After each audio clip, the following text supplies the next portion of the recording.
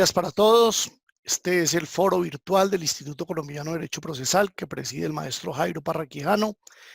Es un placer que se hayan conectado hoy para participar en este foro virtual donde vamos a tratar algunos temas procesales de actualidad. Hoy nos acompañan, en primer lugar, el profesor Luis Andrés Cucarella Galeana, un reconocido conferencista, tratadista, profesor universitario en varias universidades del mundo, que es muy bienvenido a Colombia y al Instituto Colombiano de Derecho Procesal.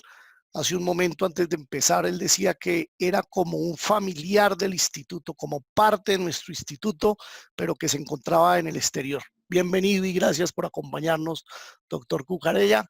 Él va a tratar el tema de desafíos de la rama judicial en control de constitucionalidad. En segundo lugar, nos acompaña el doctor Julián Andrés Durán Puentes, profesor universitario, miembro del Instituto de Derecho Procesal en la ciudad de Cali. Él está en Cali, nos acompaña desde allá y va a tratar el tema de beneficios del decreto 546 del año 2020. En tercer lugar está el doctor Jorge Eduardo Paredes Duque, médico forense de medicina legal también desde la ciudad de Cali, quien va a tratar un tema que nos va a interesar mucho, que son los aspectos médicos de la pandemia. Y vamos a cerrar el panel con el profesor y abogado, litigante y miembro del Instituto de Derecho Procesal, el querido profesor Carlos Alberto Parrusi. También nos acompaña desde la ciudad de Cali, es decir, que hoy estamos desde la ciudad de Cali y desde la ciudad de Valencia, España, coordinando este foro.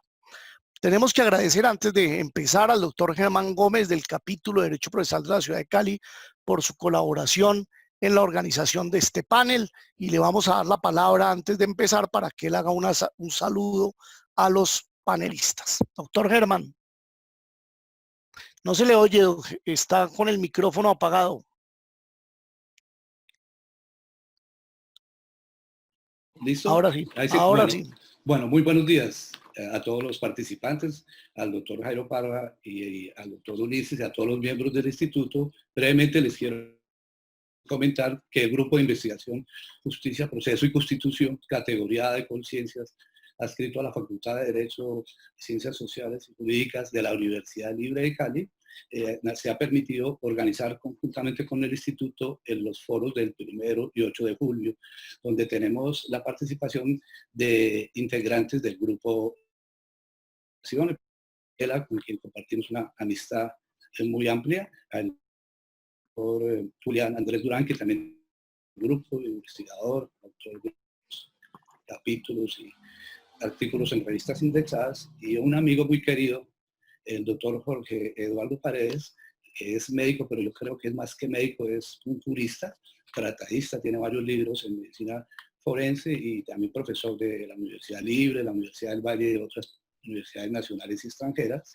Y por último, el querido amigo, el doctor Carlos Alberto Paz, miembro del capítulo de Cali, profesor universitario. Entonces, muy gentil por esta permitirnos organizar y tener presencia nacional e internacional para visibilizar el grupo. Doctor Ulises, le concedo el uso de la palabra. Muy amable por su deferencia. Muy bien, muy amable usted, doctor Gómez, porque ha sido muy importante y muy activa su participación para organizar este foro con el Centro de Estudios de la Universidad Libre. Bueno, sin más preámbulos, doctor Cucarella, bienvenido nuevamente. Usted es como parte de nuestro instituto y como un amigo más de esta casa, así que muy amable por su disposición siempre en colaborarnos en estos eventos académicos. Muy buenos días para todos, buenas tardes desde aquí, desde España. Y brevemente, con carácter introductorio, me gustaría, obviamente, agradecer al Instituto la oportunidad que me brinda de intervenir en este foro, así como al doctor Germán, coordinador del grupo de investigación al que pertenezco, por la invitación.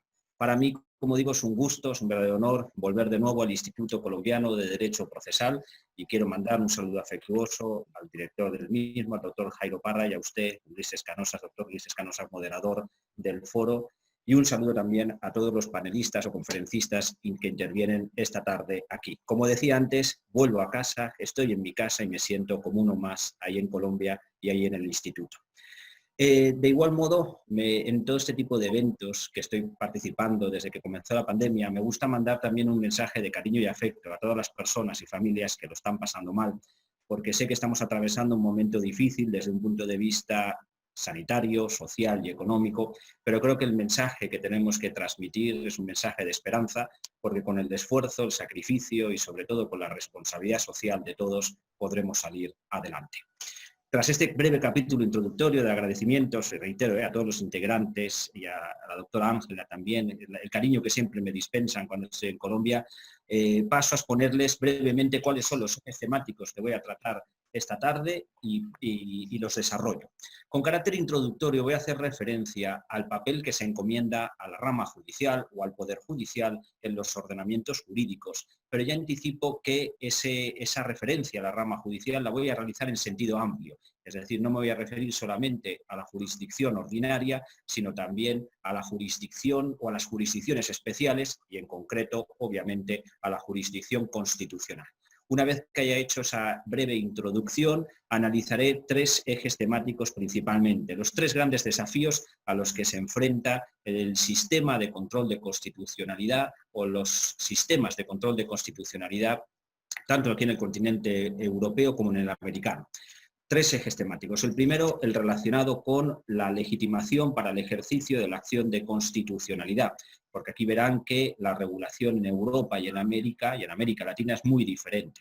En segundo lugar, prestaré atención a si es conveniente, procedente u oportuno que a los tribunales o a las Cortes Constitucionales les encomendemos también la función de proteger los derechos fundamentales y las libertades públicas, o si basta con que se queden en la mera protección de la Constitución. Y en tercer lugar, analizaré los aspectos relacionados con la designación de los magistrados de las Cortes Constitucionales. Expondré cuáles son, desde mi punto de vista, los distintos mecanismos existentes, intentando poner ejemplos tanto del continente europeo como del americano. Como punto de partida, les decía hace un momento que pretendo simplemente subrayar cuál es esa función que se encomienda constitucionalmente a la rama judicial o al Poder Judicial, y en el texto constitucional español, por ejemplo, en el artículo 117, apartado 3 de la Constitución vigente, que data de 1978, se indica que la función de jueces y magistrados es la de juzgar y hacer ejecutar lo juzgado. Brevemente me gustaría abrir un paréntesis, y es que en el texto constitucional español se indica que esa función le corresponde en exclusiva a jueces y magistrados. Subrayo esto porque en el sistema constitucional procesal español no tiene cabida un artículo semejante al que ustedes tienen en Colombia, en el artículo 116 de la Constitución Política Colombiana, en el que se permite que órganos de naturaleza administrativa puedan ejercer funciones jurisdiccionales. Se reserva en exclusiva la función jurisdiccional al Poder Judicial, sin que nosotros tengamos un equivalente a la Superintendencia de Industria y Comercio, como tienen ustedes, que ejerce funciones jurisdiccionales en materia de consumo, por ejemplo. En el sistema procesal español, esas competencias están atribuidas exclusivamente a la jurisdicción. Pues bien, como les decía, la jurisdicción entendida en sentido estricto o entendida en sentido amplio, incluyendo las jurisdicciones especiales, tiene como función esa que acabo de señalar.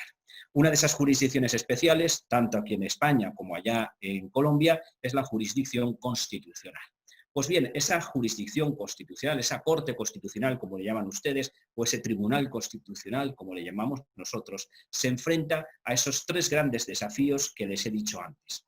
En realidad, estos desafíos no son solamente propios de España o de Colombia, sino que son comunes a todos los modelos, a todos los países que han acogido el sistema de justicia constitucional concentrada.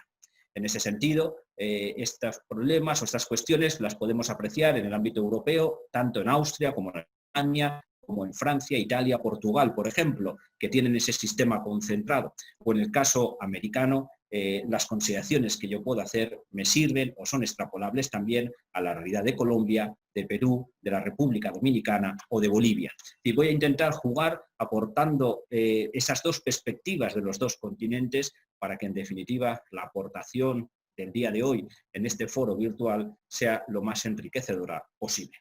Como les decía, el primero de los desafíos a los que nos enfrentamos cuando analizamos los sistemas de justicia constitucional en el continente europeo y lo confrontamos con el americano es el siguiente, y es que vamos a detectar, o podemos detectar, que la legitimación activa para el ejercicio de las acciones de inconstitucionalidad se entiende en sentido muy diferente en Europa en relación con América. En Europa, la influencia kelseniana está muy presente. Hans Kelsen en su día sostuvo que no es conveniente u oportuno que exista una acción popular de inconstitucionalidad. Sostenía en su día, sus tratados, que esto podría contribuir a la saturación de las Cortes constitucionales. Pues bien, si echamos una mirada a la regulación constitucional en diferentes países europeos, podremos ver que la legitimación activa para el ejercicio de las acciones de inconstitucionalidad en esos países se entiende en sentido muy restrictivo, como ocurre en Alemania, o en sentido restrictivo, como ocurre en Francia o España, pero sigue siendo restrictivo.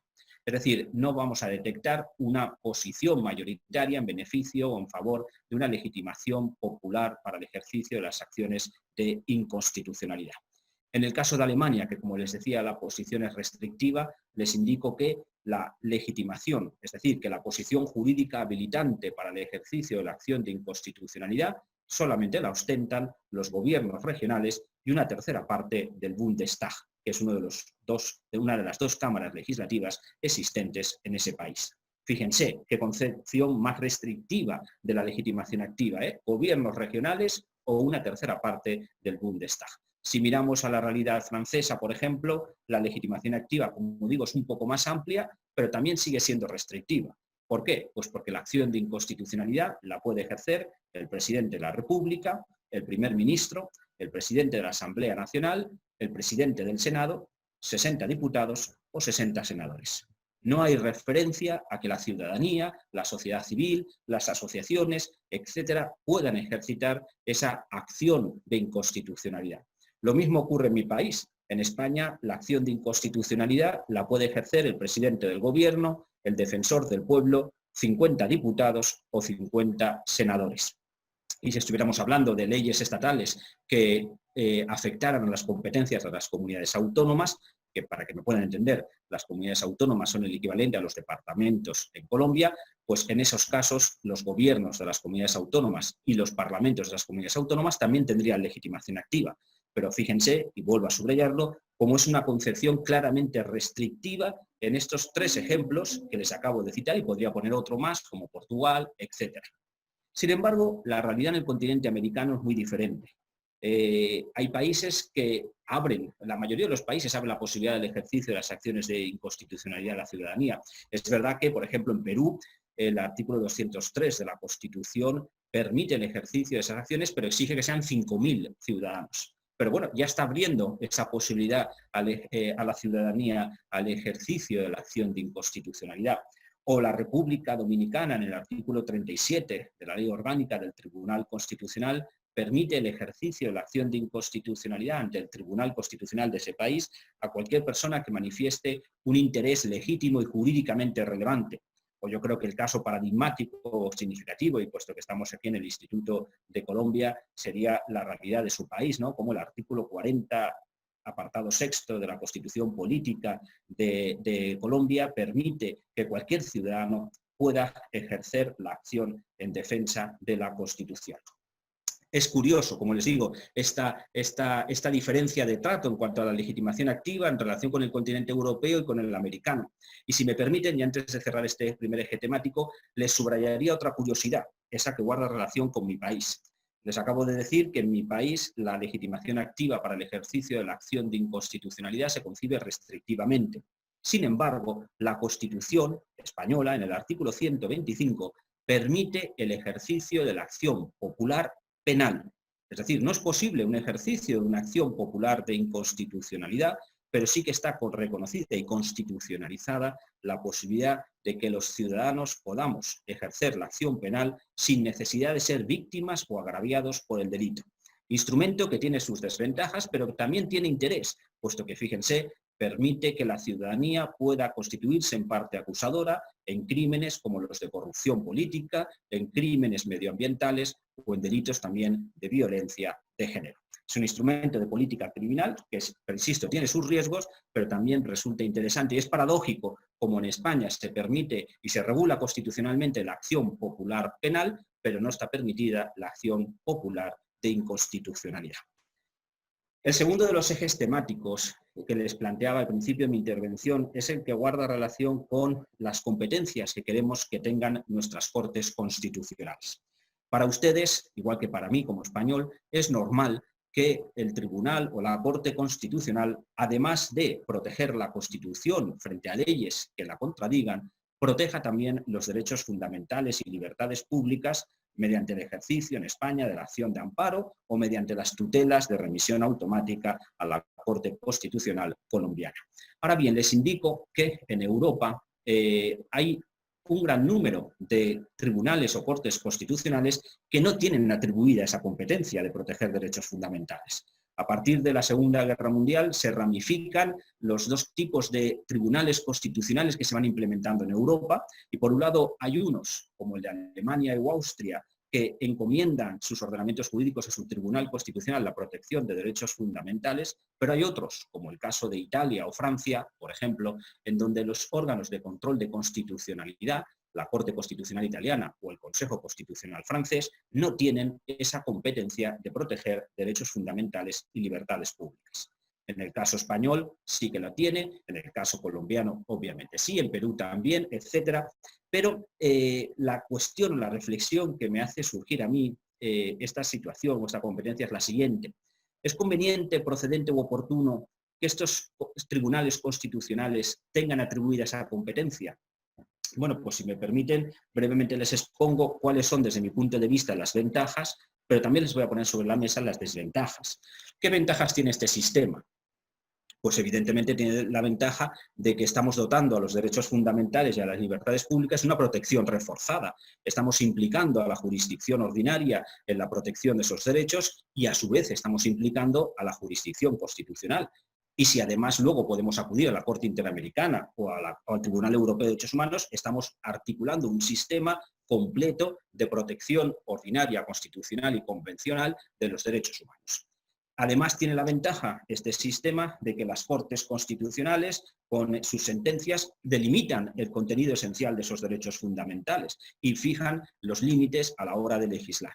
¿Pero qué desventajas tiene este modelo? Pues principalmente dos. La primera es la de que en estos países como España o Colombia, en donde sus tribunales o cortes constitucionales generan jurisprudencia sobre derechos fundamentales, existen otras altas instancias judiciales de la nación que también generan jurisprudencia sobre esos derechos fundamentales. En el caso español, el Tribunal Supremo, en el caso colombiano, la Corte Superior de Justicia o el Consejo de Estado. Y muchas veces se producen esos choques de trenes entre estos órganos jurisdiccionales ordinarios y esos órganos y el órgano de justicia constitucional, que fácilmente se podrían resolver si entendiéramos todos que en garantías constitucionales el órgano máximo es la Corte o el Tribunal Constitucional.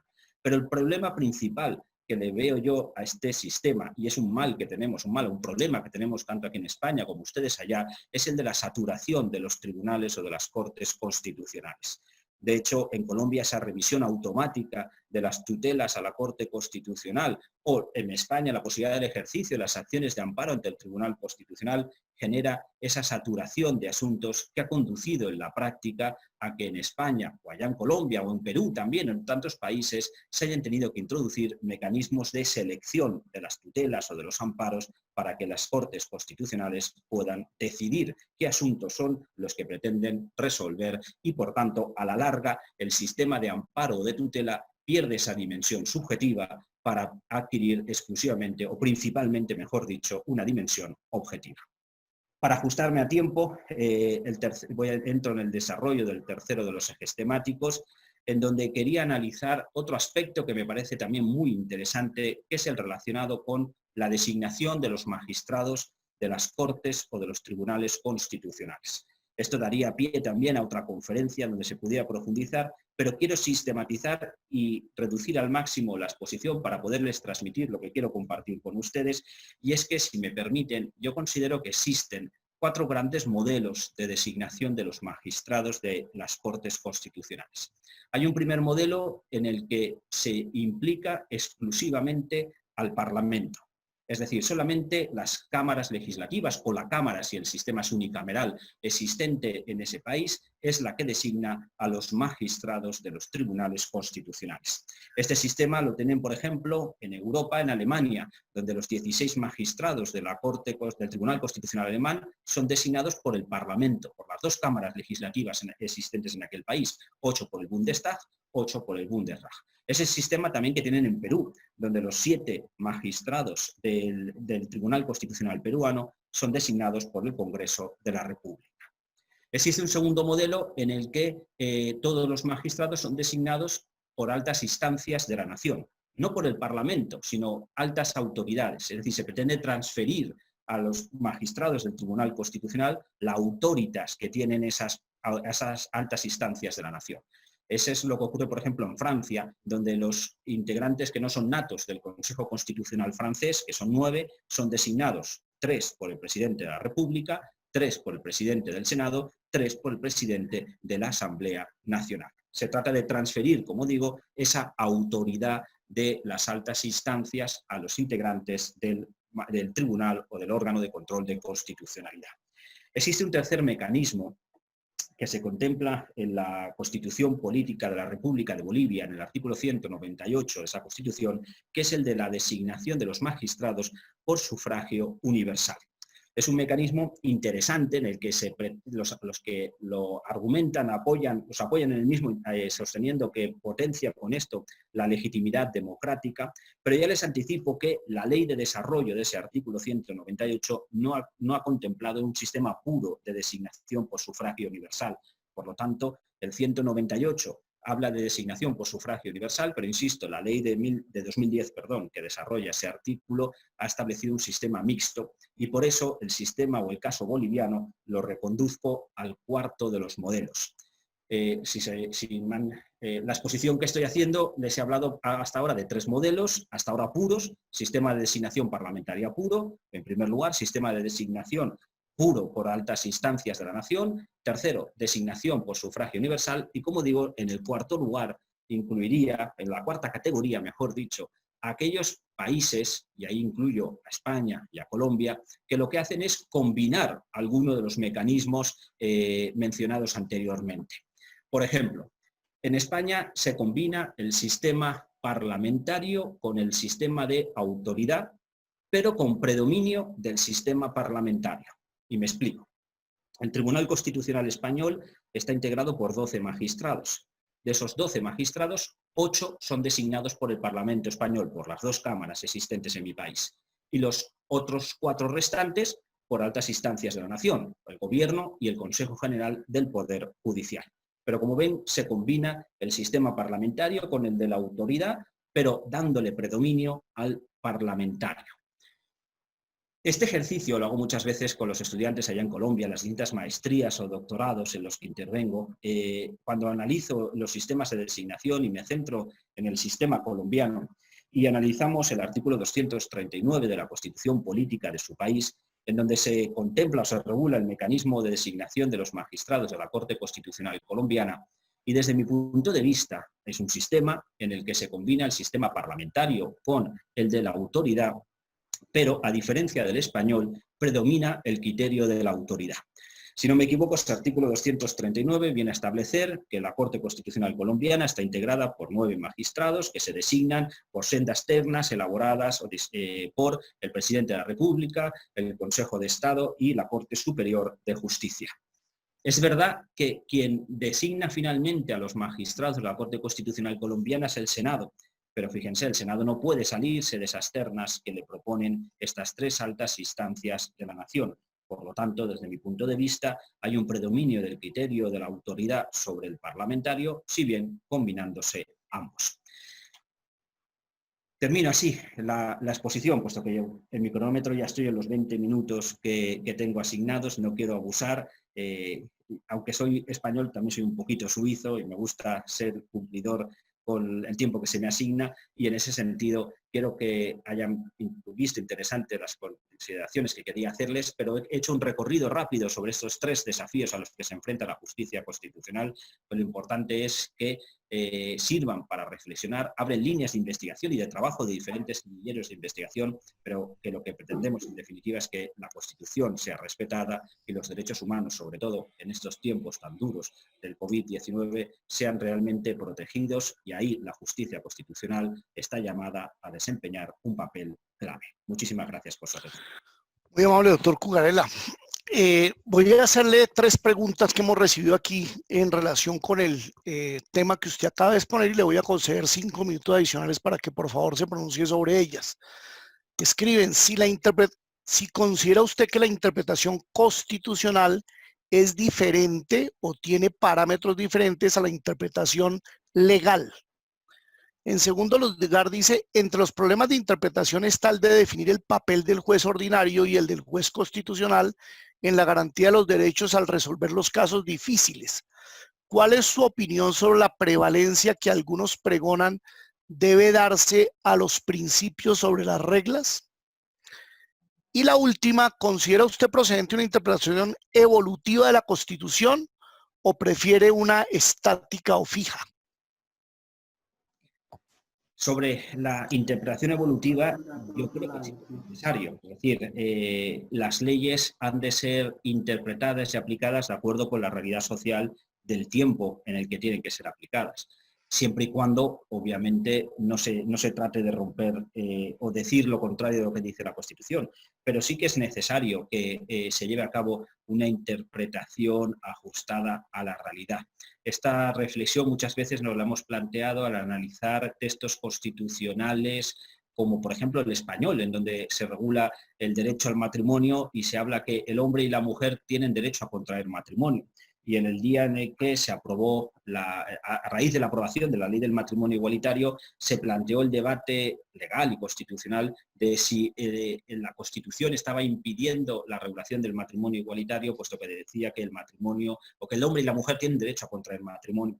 Pero claro, en los años 70, en los que se redacta la Constitución, se estaba pensando en el matrimonio entre personas de distinto sexo, pero la realidad ha cambiado. Y si la Constitución puede ser interpretada entendiéndose que el hombre y la mujer tienen derecho a contraer matrimonio con quien sea, porque la Constitución no dice que sean entre sí, ¿por qué no podemos interpretar la Constitución de acuerdo con esa realidad social en la década, en los últimos años, ya en el siglo XXI, cuando se aprueba la ley del matrimonio igualitario? Entonces es clave, desde mi punto de vista, llevar a cabo esa interpretación evolutiva, insisto, salvo que tengamos que llevar a la Constitución a decir algo que no dice, porque entonces, o que rompamos el contexto de lo que dice la Constitución, porque entonces ya resulta mucho más difícil.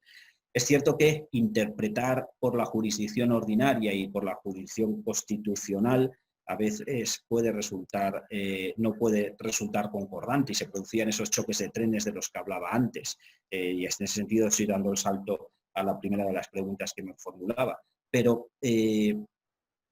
cuando se trata de derechos fundamentales, yo creo que nos tenemos que acercar a esa realidad interpretativa con un nuevo parámetro que muchas veces nos olvidamos y que a veces no resulta cómodo para todos, que es el parámetro convencional.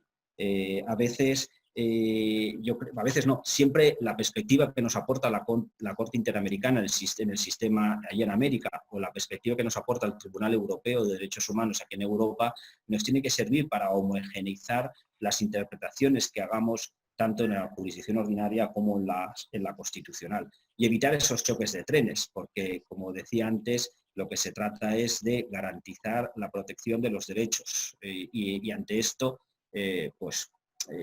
tenemos que ser conscientes que en el sistema interno la última palabra en materia de garantías constitucionales la tiene el Tribunal Constitucional, sin perjuicio de que hay otras instancias judiciales de la nación que también tienen la última palabra en otros ámbitos, en el ámbito civil o mercantil o en el ámbito laboral, pero que en materia de garantías constitucionales es el Tribunal Constitucional o la Corte Constitucional. Y luego, con el juego de los principios y de los derechos, a veces se nos plantean también dudas interpretativas o problemas de aplicación práctica, sobre todo en relación con los derechos económicos, sociales y culturales. Porque fíjense cómo en ese ámbito hay una perspectiva que estamos adoptando a veces de hablar de esos derechos como derechos, cuando a veces los ordenamientos jurídicos internos los configuran como principios. El derecho a la salud, que tanto nos ocupa en este momento duro de pandemia, hay muchos ordenamientos jurídicos que no lo configuran como un derecho fundamental. Basta acercarse, por ejemplo, a la Constitución española. El artículo 43 reconoce el derecho a la salud a todas las personas, pero en realidad eso no es un derecho, es un principio rector de política social y económica, mientras que la evolución convencional de la que hablaba antes nos está moviendo a configurar estos derechos económicos, sociales y culturales realmente como derechos.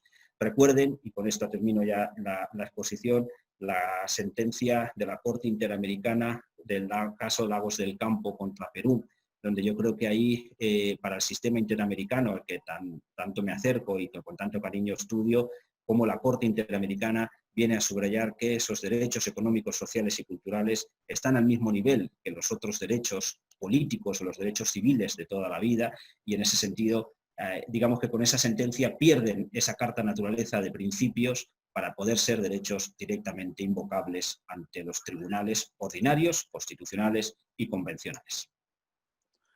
Muy amable, doctor Cucarella. Gracias, muy amable a ustedes.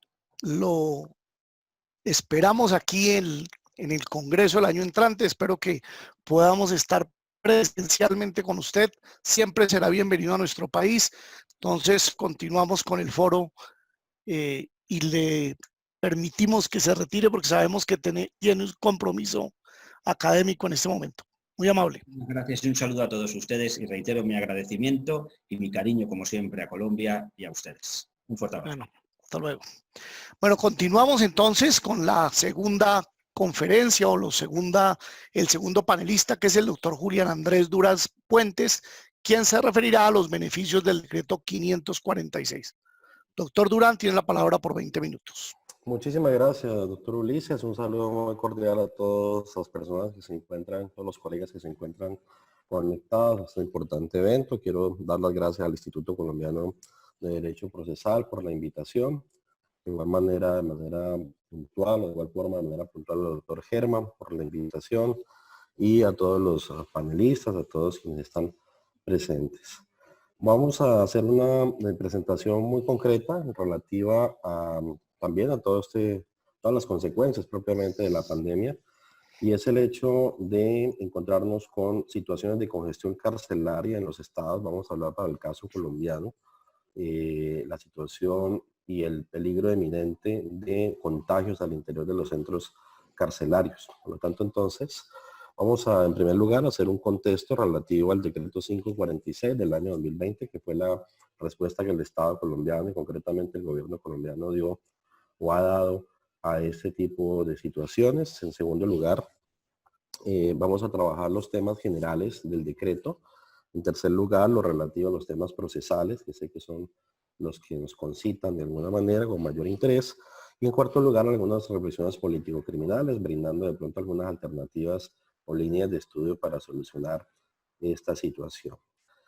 Concretamente, entonces, el decreto 546 del año 2020, concretamente el 14 de abril, es un decreto mediante el cual se buscó sustituir la situación de privación de la libertad en centros carcelarios por privaciones de la libertad en lugar de residencia o en los domicilios, bien de las personas indiciadas o mejor imputadas con medidas de aseguramiento, o bien frente a las personas que ya tienen en su contra o que están en cumplimiento de sentencias condenatorias.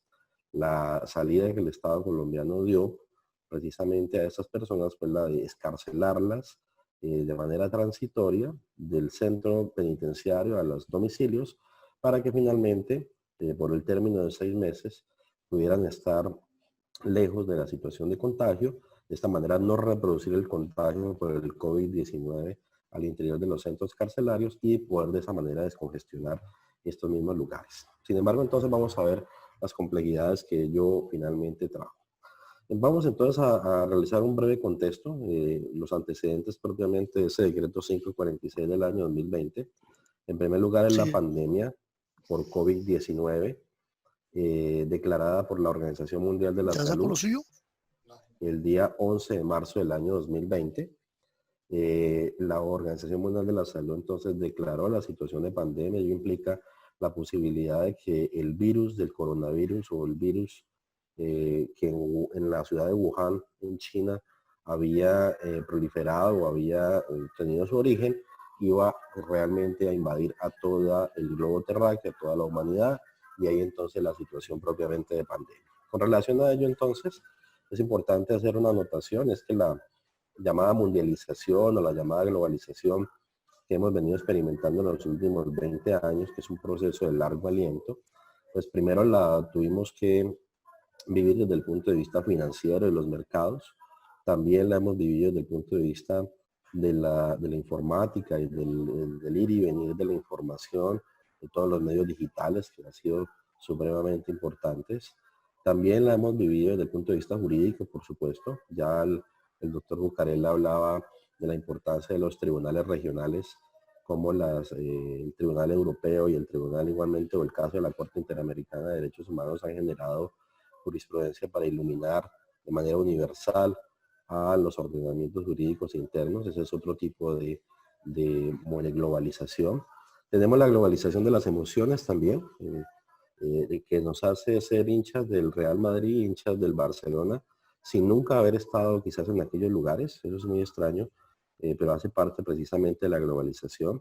Es fácil ser hincha del América, del Cali, del Millonarios por el lugar donde nosotros hemos vivido, pero tener una mundialización de las emociones en el sentido de poder ser hincha del Tottenham, ¿no?, del Real Madrid o del Barcelona, pues también hace parte precisamente de esta forma de la globalización. Pero la globalización también trae efectos nocivos, negativos, y es precisamente los que estamos viviendo hoy en día, y es el hecho de tener que padecer pandemias universales, pandemias globalizadas, y esa es una de las consecuencias propiamente también de este fenómeno de la globalización, o como los franceses la llaman, la mundialización. No solamente es financiera, económica, de las emociones, sino que también es precisamente frente a este tipo de situaciones tan complejas como las que estamos viviendo. Con relación a ello, entonces, una vez que la pandemia, se decretó la situación de pandemia, hacia aproximadamente hacia el mes de marzo, mediante el decreto 417 del 17 de marzo del 2020, el gobierno declaró el estado de emergencia económica y social y ecológica, interpretándolo de manera sanitaria, para adoptar una serie de medidas tendientes a conjurar el peligro que para los centros carcelarios, que para la población en general pudiera significar la pandemia, a fin de optar por dos aspectos que son los que, a través de los cuales el mundo se ha defendido de la pandemia. El primero de ellos es el confinamiento, es decir, la posibilidad de que los ciudadanos estén en sus casas, y en segundo lugar, las condiciones de asepsia o de higiene y de asistencia a aquellos que finalmente pues devengan sus honorarios o sus ingresos diarios del hecho de la informalidad. Les cuento desde el gobierno adoptar medidas en ese sentido. Pero nos encontramos también con un tercer aspecto, y es la congestión carcelaria. Una de las preguntas que en ese momento se dio era qué hacer con la congestión carcelaria. El peligro de que el COVID finalmente infectara a alguno de los internos y de esa manera se generara una situación muchísimo más grave para la pandemia. En ese sentido, entonces, es importante destacar como contexto también el hecho de cómo la población carcelaria pues, ha venido incrementándose dramáticamente desde el año 2011-2012 aproximadamente, como bien lo indica el gráfico que está a la vista de todos quienes están conectados. Veamos cómo en el año... ¿se nos fue la pantalla?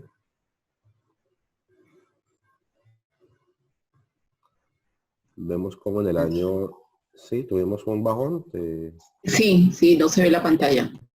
Ya la volvemos a poner, doctor. Si quiere puede Señor. Continuar y ya. Entonces, lo que podemos observar es un incremento dramático de la población carcelaria entre el año 2011 y el año 2019.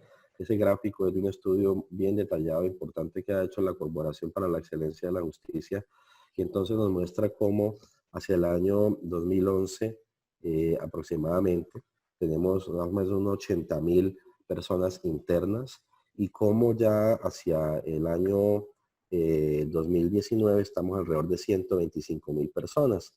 Ello implica que la población carcelaria se ha aumentado dramáticamente y que la congestión pues, se ha hecho palpable al no tener respuestas estratégicas por parte del Estado colombiano frente a ese fenómeno. Ello dio como lugar entonces a que se tuvieran que adoptar medidas ya en el medio de una pandemia. Una solución que era de mediano y largo plazo, pues tuvo que adoptarse medidas o tuvieron que adoptarse medidas para solucionarla de manera inmediata. Muchos consideraron que legislar de manera excepcional en este momento para esa situación era inadecuado, toda vez que es un aspecto profundo, detallado, estratégico que debía reflexionarse con mayor pausa. Sin embargo, el peligro de un contagio masivo al interior de los centros carcelarios, pues buscó que, o obligó al Estado colombiano y al gobierno en particular a adoptar una estrategia. Entonces, esa estrategia la derivamos del decreto 546 del año 2020. Vamos a cambiar la diapositiva, si es tan amable. Bueno, tuvo también esto, por supuesto, se me estaba pasando un antecedente muy importante, y es que como consecuencia del temor al contagio se presentaron una serie de sublevaciones al interior de los centros carcelarios, sublevaciones que fueron documentadas por la revista Semana y finalmente que dieron lugar a una serie bastante alta de personas fallecidas, de internos que al parecer estaban en fuga. Eso estaba siendo investigado por supuesto por todas las autoridades competentes, y un alto número de heridos. Todo ese contexto entonces, pandemia, congestión carcelaria, fuga o intento de fuga de varios internos, sublevación al interior del centro carcelario, pues tuvo que tener una respuesta, y esa respuesta fue el decreto 546 del 14 de abril del año 2020. Un decreto que buscó conceder beneficios de sustitución transitoria de medidas de aseguramiento y prisión intramural a todas las personas que se encontraban, por supuesto, bajo esta situación en centros carcelarios en Colombia. Entonces, lo primero que vamos a destacar es en qué consiste ese beneficio. Básicamente es un beneficio intramural transitorio, quiere decir ello que los internos pasan de los centros carcelarios a sus domicilios o residencias, van a estar allí o se pretende que estén por el término de 6 meses, eso es lo que establece el decreto, y cumplidos esos 6 meses el beneficiado deberá presentarse ante el establecimiento de reclusión dentro de los 5 días hábiles siguientes. Eso lo dispone el artículo 3 del decreto 546. En caso de no hacerlo, en caso de que el interno no se presente, bien teniendo una prisión domiciliaria transitoria o bien teniendo una detención domiciliaria transitoria, el juez, o mejor el centro carcelario, deberá comunicar al juez competente para lo pertinente. En este caso bien puede ser el juez de conocimiento, el juez de control de garantías o el juez de ejecución de penas. Ese juez entonces podrá revocar el beneficio de lugar de residencia transitorio, o lo corrijo, de prisión transitoria o de detención transitoria en el lugar de domicilio o en el lugar de residencia, y podrá ordenar la detención, dispone el decreto en el artículo 24. El decreto realmente debe haberse referido a la orden de captura, que es finalmente el mecanismo procesal mediante el cual se puede hacer comparecer al ciudadano nuevamente para que sea encarcelado y para que continúe con el cumplimiento de la pena, o para que continúe con la detención preventiva. La pregunta es si se puede configurar la fuga de presos del artículo 448 del Código Penal colombiano. Algunos consideran que no, que ello debe dar lugar solamente a sanciones de carácter disciplinario por la violación de un reglamento. Otros consideran que sí, que el juez no solamente debe revocar el beneficio de ordenar la captura, sino también compulsar copias ante la Fiscalía para que se investigue a la persona que ha incumplido, con el compromiso de reintegrarse o de regresar dentro de los 6 meses para que se le investigue por el delito de fuga de presos. Ya les decía entonces que ese beneficio que hemos acabado de definir tenía un objetivo concreto, es evitar el contagio de los internos en los centros carcelarios y disminuir la velocidad de propagación del COVID-19 en estos lugares. Bien para preparar al sistema de salud para poder enfrentar esta serie de situaciones, o bien, por supuesto, disminuyendo la velocidad de contagio a fin de que pueda llegar a alguna solución, tratamiento o vacuna. Ese beneficio entonces de manera concreta es la detención preventiva en el lugar de residencia o la prisión domiciliaria, pero siempre transitorias, como ya hemos visto, por el término de 6 meses. Cumplidos esos 6 meses, la persona que ha gozado el beneficio deberá regresar al centro carcelario. Ese tiempo que la persona va a cumplir, en esos 6 meses que va a cumplir en su lugar de residencia, van a ser descontados de la pena que ha sido impuesta o eventualmente de la pena que pudiese llegarse a imponer en el caso de las personas que están con detención preventiva, y así lo dispone el parágrafo 7º del decreto 546 del 14 de abril del año 2020, lo cual se configura en un estímulo precisamente para el interno.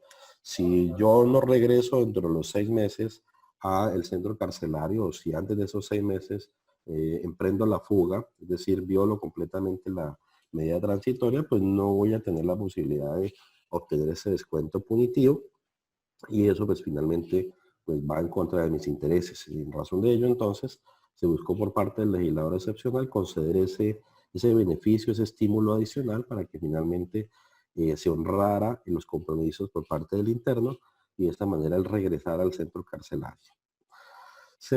Hay una disposición importante en el artículo 18 y en el artículo 21 de esa disposición, que es frente al lugar de residencia, donde va a cumplir la persona la medida de aseguramiento, corrijo, el beneficio de sustitución transitoria, bien de la medida de aseguramiento de la prisión intramural. Entonces, es aquel que está señalado por el interno en el momento en que él rinde el acta de compromiso.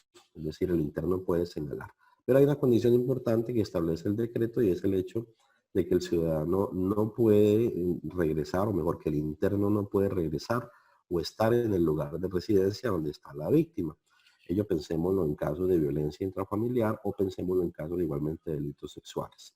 Entonces es una disposición importante, dado que ese era un temor que tenían muchos, y era cómo regresar el victimario al lugar de residencia si la víctima está en ese lugar. Entonces el decreto dispone que deberá ser en una residencia completamente distinta. Bueno, ¿quiénes son beneficiarios de la sustitución transitoria del lugar de reclusión?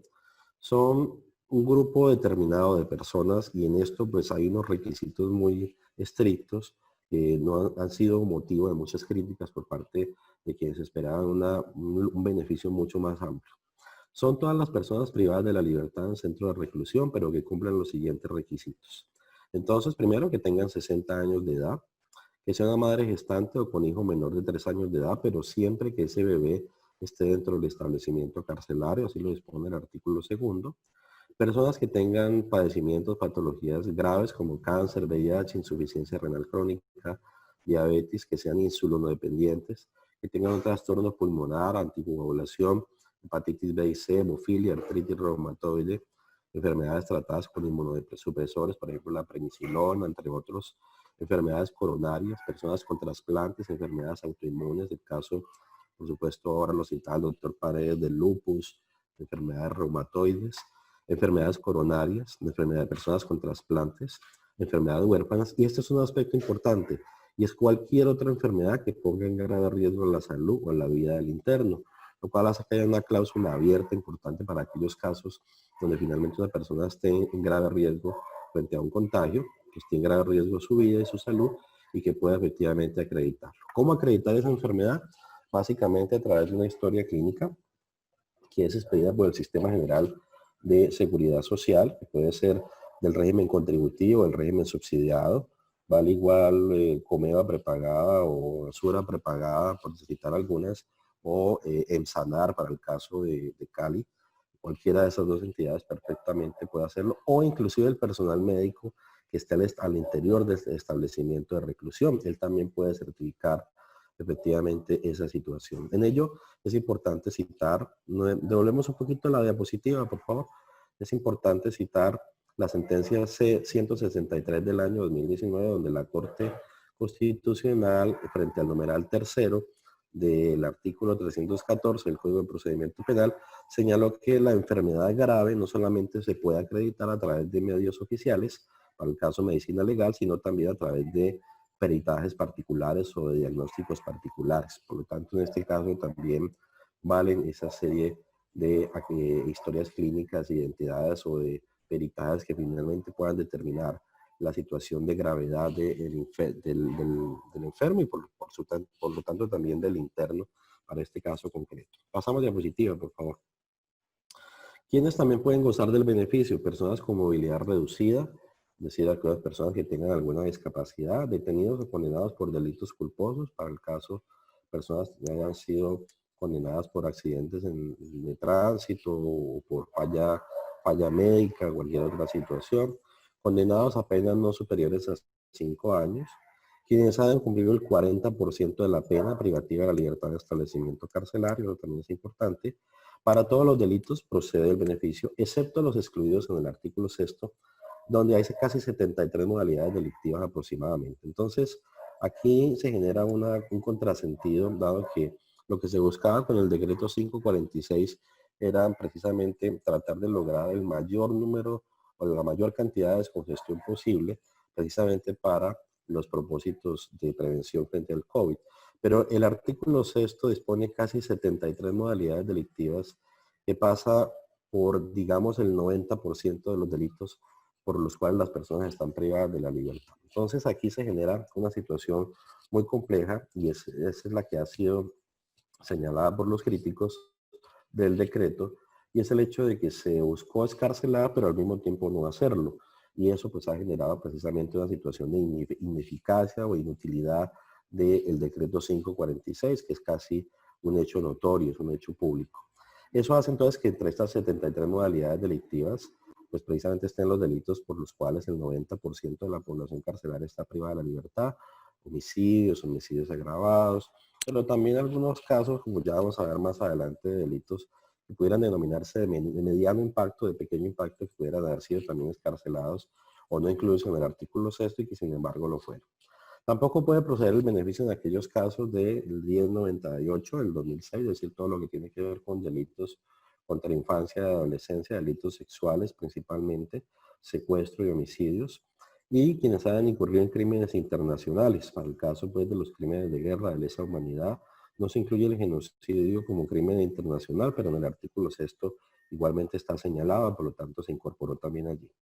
También frente a lo que se denominan los GDO, que son los grupos de delincuencia organizada, o los GAO, que son los grupos armados organizados, y de igual verde,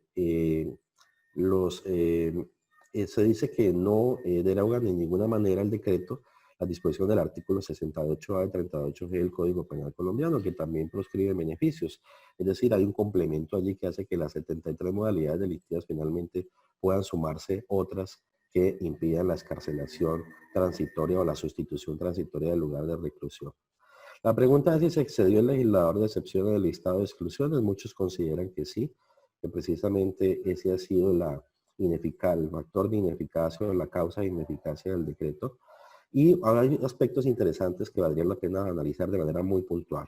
Casos de violencia intrafamiliar, no agravada, por ejemplo, donde se ha imputado solamente el artículo 229, violencias de menor impacto, donde perfectamente hubiera podido incluirse en el artículo 6 y yo hubiera contribuido en gran parte a la escarcelación de personas, mucho más teniendo en cuenta la posibilidad de que el infractor finalmente tenga que ir a un lugar de residencia distinto al de la víctima. Yo hubiera podido perfectamente facilitar la escarcelación de casos, de algunos casos, por supuesto no de todos, de violencia intrafamiliar, que por disposición de la ley 1542 del año 2012 incrementaron dramáticamente, como acabamos de ver en el gráfico, la población carcelaria. Casos de hurto agravado de igual manera por el numeral 11, que estos son hurtos de hormiga, hurtos que se generan en establecimientos de superficie amplia o centros comerciales. Hay mucha gente privada de la libertad precisamente por ello, por disposición de la ley 1453 del año 2011, y ese perfectamente hubiera sido un delito de menor y de pequeño impacto que hubiera podido también generar escarcelaciones transitorias y haber disminuido un poco la población carcelaria. De igual manera se critica el que se haya dispuesto el 40% de la pena para el caso del hurto agravado, que está presente allí, pero que perfectamente hubiera podido escarcelarse sin esa exigencia del 40%. Y casos de receptación agravada, de mediano impacto, de pequeño impacto, donde no haya vínculo con organización criminal, es el joven o la persona que tiene una motocicleta que ha adquirido y que la motocicleta está hurtada y por alguna razón tiene algún antecedente penal o anotación y está privada de la libertad, pero el impacto social de su escarcelación va a ser mínimo. Por lo tanto, hay muchos aspectos allí desde el punto de vista político criminal que valdría la pena examinar y de pronto excluir del artículo 6º o algunos delitos que perfectamente pueden ayudar, pueden contribuir a disminuir la población carcelaria y de esa manera también a lograr los fines del decreto 546. Vamos con la siguiente diapositiva, por favor. Vamos a ver los aspectos procesales muy rápido. Quienes tienen competencia y jurisdicción para conocer de las sustituciones de intramural por domiciliaria y transitoria, los jueces de garantías frente a las medidas de aseguramiento carcelarias, los jueces de conocimiento cuando ya hay etapa de juicio, es decir, cuando se ha presentado lo que denominamos el escrito de acusación, y los jueces de ejecución de penas y medidas de seguridad que están vigilando la pena. De igual manera, en los casos de condena no ejecutoriada, conoce el juez de conocimiento o el juez de segunda instancia, en este caso el Tribunal Superior en sus salas penales cuando el expediente o la carpeta esté en su despacho.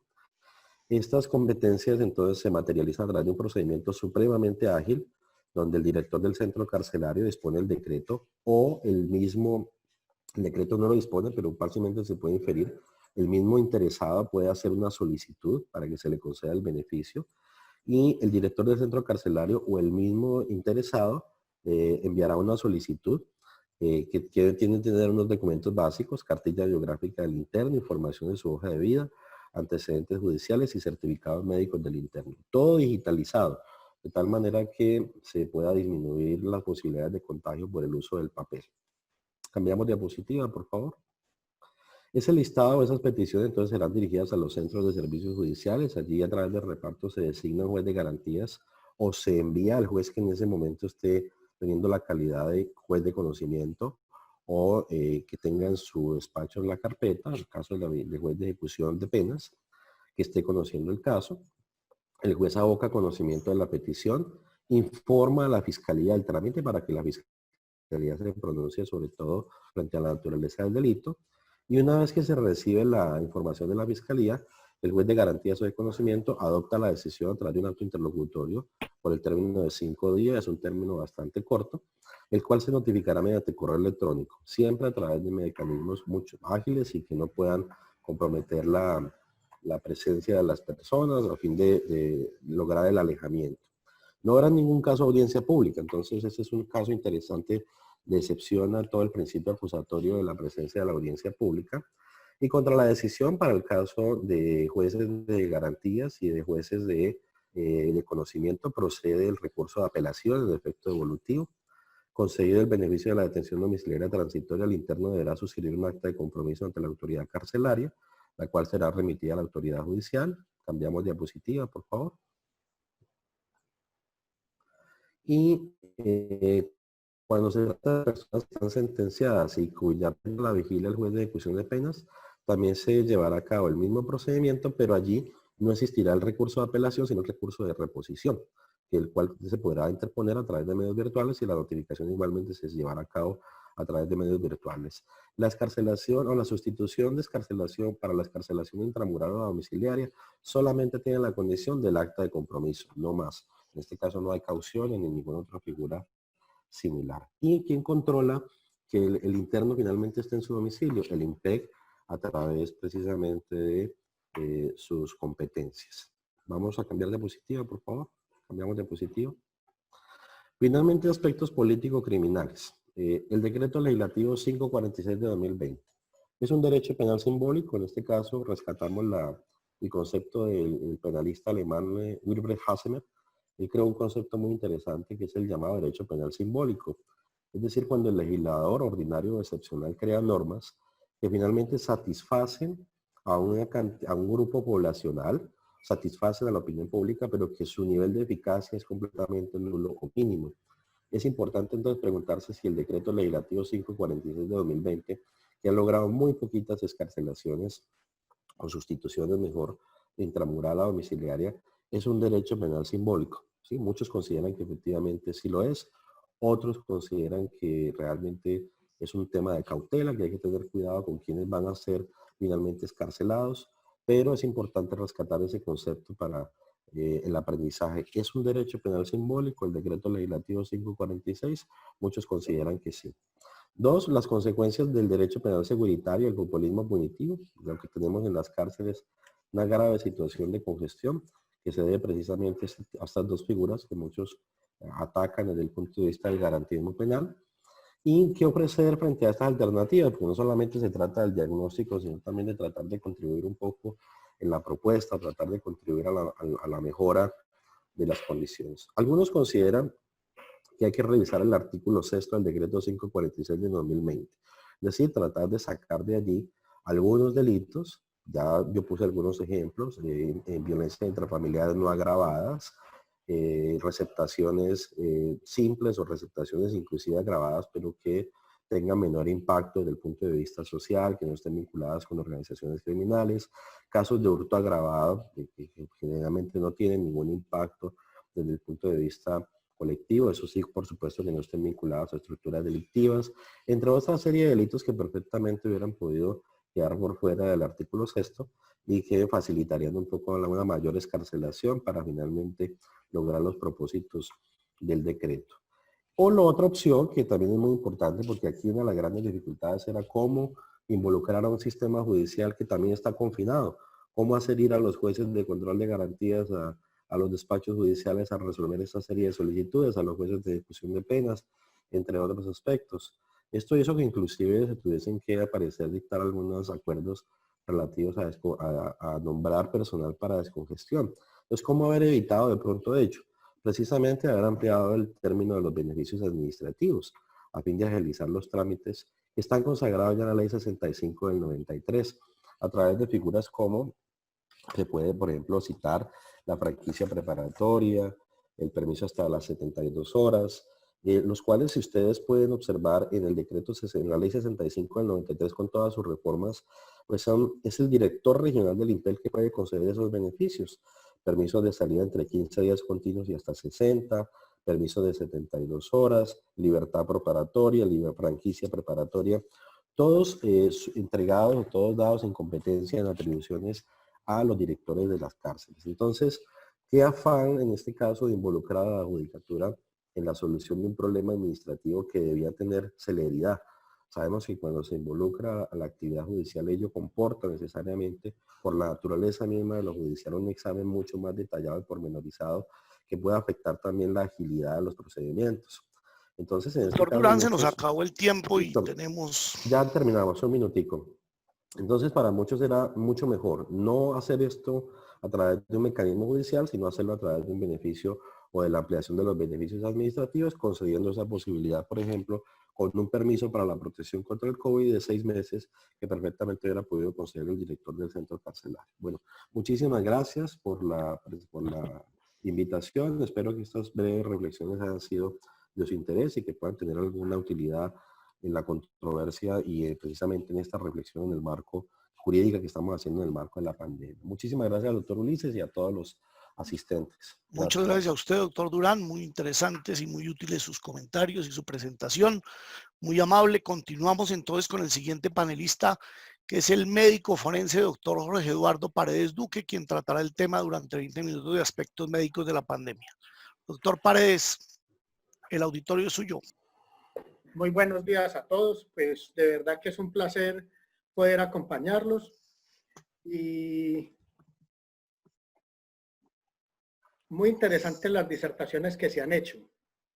Voy a tratar de hacerles una ilustración de más o menos cuál es el problema que tenemos con el COVID. Me parece muy interesante muchos aspectos relacionados y cómo esto ha implicado la sociedad. Y como lo veíamos con la conferencia del doctor Durán, no solo la sociedad, sino también a la administración de justicia, al ciudadano y a todos nos ha afectado esto. Y el problema es que esta enfermedad nos tiene a todos en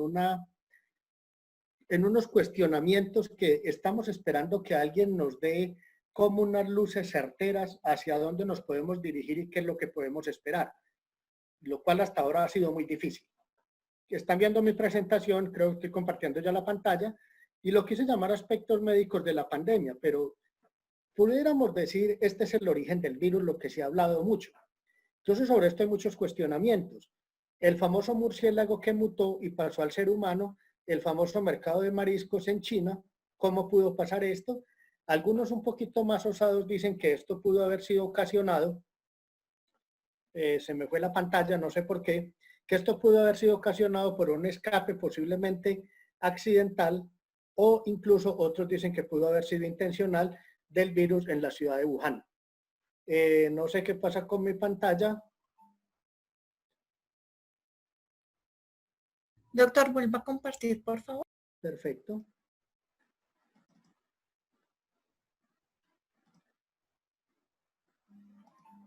Listo, ¿ya? Entonces, yo creo que hay que tener una cosa clara. El ser humano interactúa con otros seres vivos y estos seres vivos tienen sus propias características y muchos de ellos tienen algunos tipos de virus que pueden pasar fácilmente a ser humano.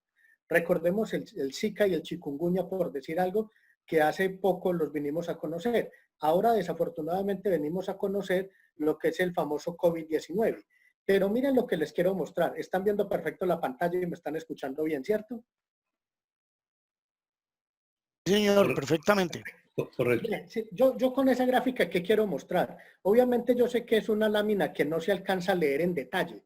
Lo que les quiero mostrar es que hay una gran cantidad de virus y específicamente de coronavirus y cómo estos empezaron a afectar el ser humano. El primer caso posiblemente fue en el año 2002 con el SARS. Luego vino el MERS en un intervalo de 10 años. Pero ya con un intervalo de 7 años vino el COVID-19. Y entonces no sabemos cuándo podrá pasar que otro virus haga una mutación y ya nos empiece a meter en problemas. Ya uno está viendo que en las noticias empezó a salir nuevamente una gripa porcina en China. Entonces ahora ya acordémonos la gripa porcina, la aviar y todo lo que nos vive saliendo. Esperemos que podamos salir de esto. Porque esto es una escena de la gripe española en 1918, que entre otras cosas no fue española, sino el primer caso fue en los Estados Unidos. Estuvo relacionado con la Primera Guerra Mundial y así eran los hospitales y casi que uno pudiera decir que no hemos avanzado mucho después de 102 años porque los pacientes con COVID-19 se están tratando de aislar, de confinar, de llevar a unos espacios. Recordemos las carpas que se trataron de hacer o que se hicieron para los pacientes con COVID. Y entonces aquí por lo menos, si nosotros nos vamos un poquito a la historia, en el 2002 apareció el SARS, pero el SARS solo afectó 30 países y no causó la cantidad de fallecimientos que llevamos. Solo hubo 700, pues cuando dice uno solo, pues digo que es una epidemia que no fue tan impactante como la que tenemos hoy en día. 774 casos y 8.096 afectados. Luego vino el MERS, que se llamó el síndrome del Oriente Medio. Estaba relacionado con transmisión con un intermediario, el camello. Esta, a pesar de que afectó mucho menos personas, tenía una letalidad muy alta, el 35%. O sea, de 100 personas que les daba, 35 fallecían.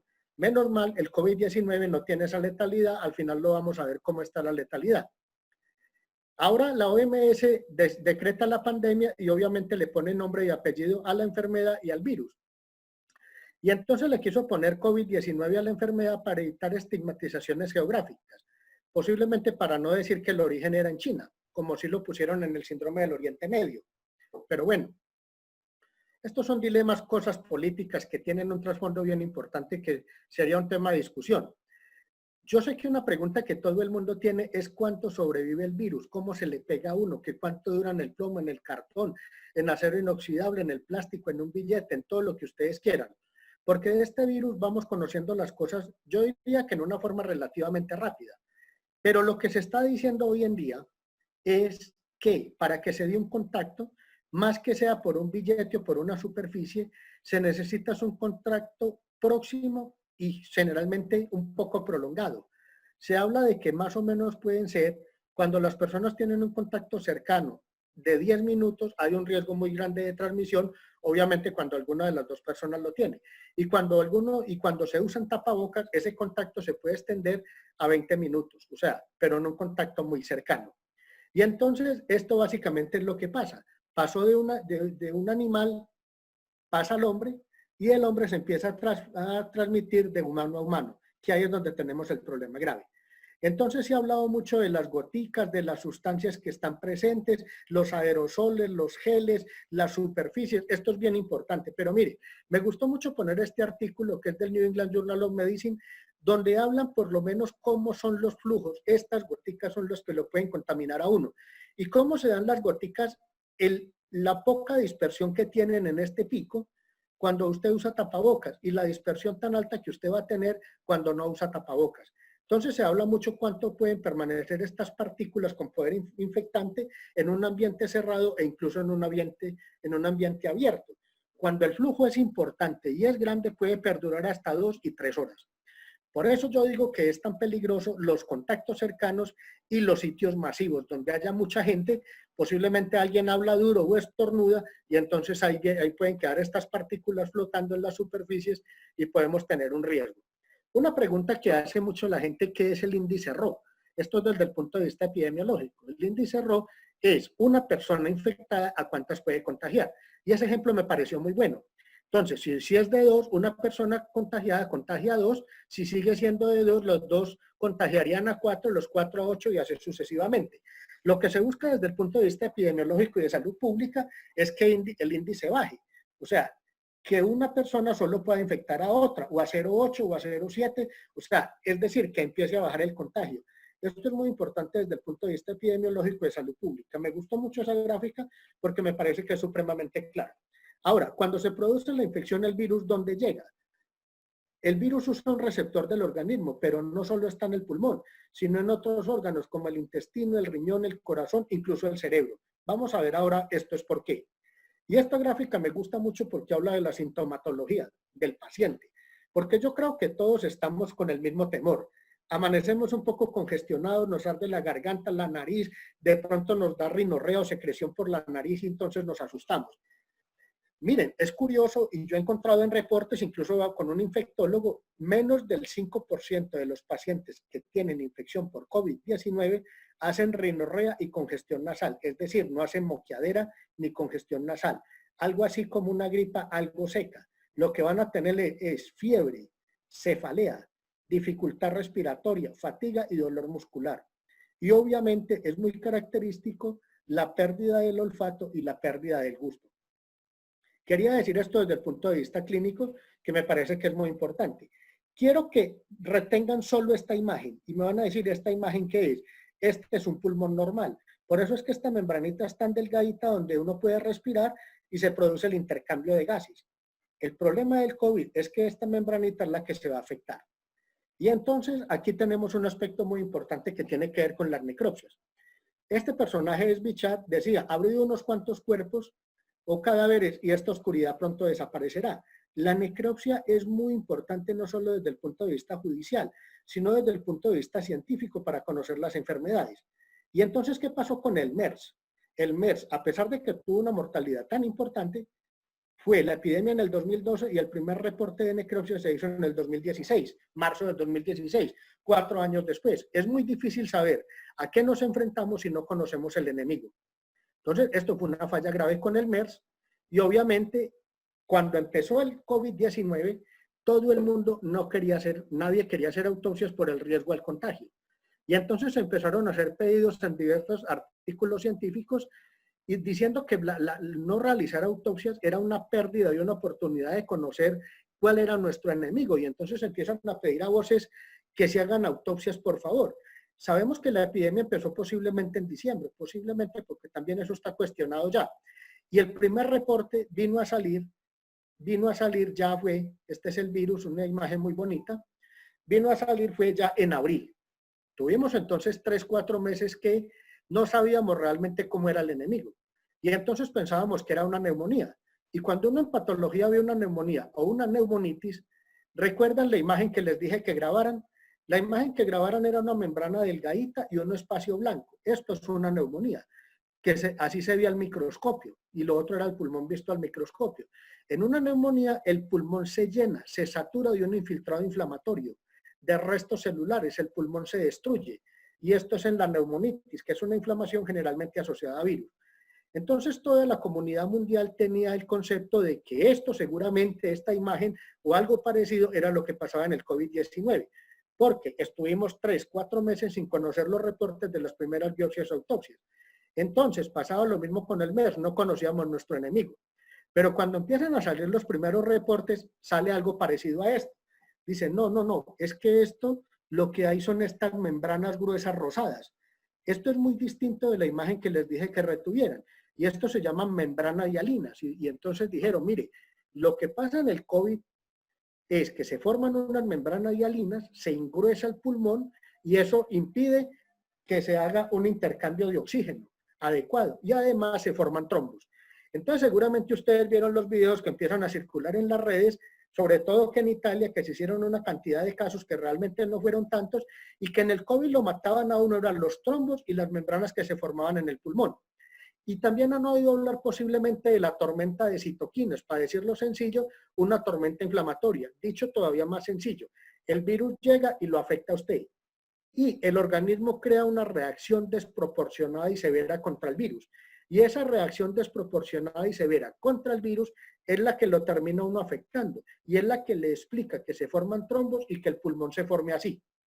Como quien dice, a uno no lo mata directamente el virus, como lo vamos a ver ya muy próximo, sino la respuesta que el organismo hace contra el virus.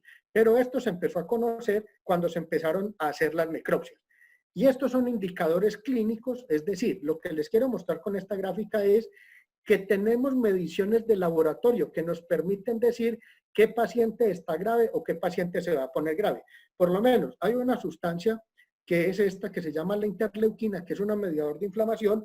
Si está por arriba de cierto nivel, el 92% de los pacientes en día y medio están en cuidados intensivos conectados a un respirador. Es decir, ya conocemos cosas que antes no se conocían. Y entonces aquí viene una pregunta muy interesante. ¿Cómo es que le vamos a tomar muestras a un paciente? Miren, cuando empieza la infección, el paciente puede tener un periodo asintomático, que en promedio 5 días. Asintomático es que no tiene ni signos ni síntomas. El problema es que en esta etapa, sobre todo en esto, antes de que empiecen los síntomas, 1, 2 o 3 días ya puede empezar a transmitir el virus. Y entonces usted tiene forma de hacer el diagnóstico por un hisopado, que es la muestra común y corriente, o por un examen de sangre. Pero usted tiene que saber qué muestra le va a tomar al paciente dependiendo en la fase que esté de la inflamación, de la infección. Porque estas muestras donde usted toma exámenes de sangre, no para identificar el virus, sino lo que el organismo forma contra el virus, la tiene que hacer usted después del día 7 o después del día, en promedio del día 8 o 10 para esta otra sustancia. Es decir, no es como alguien pudiera pensar que una sola prueba nos permite hacer el diagnóstico. Depende en qué fase está el paciente. Esto es muy importante tenerlo en claro. ¿Por qué? Porque mucha gente dice, pero ¿cómo va a ser posible que le hicieron un examen y salió negativo y a los 8 o 15 días le salió positivo? ¿Qué fue lo que pasó?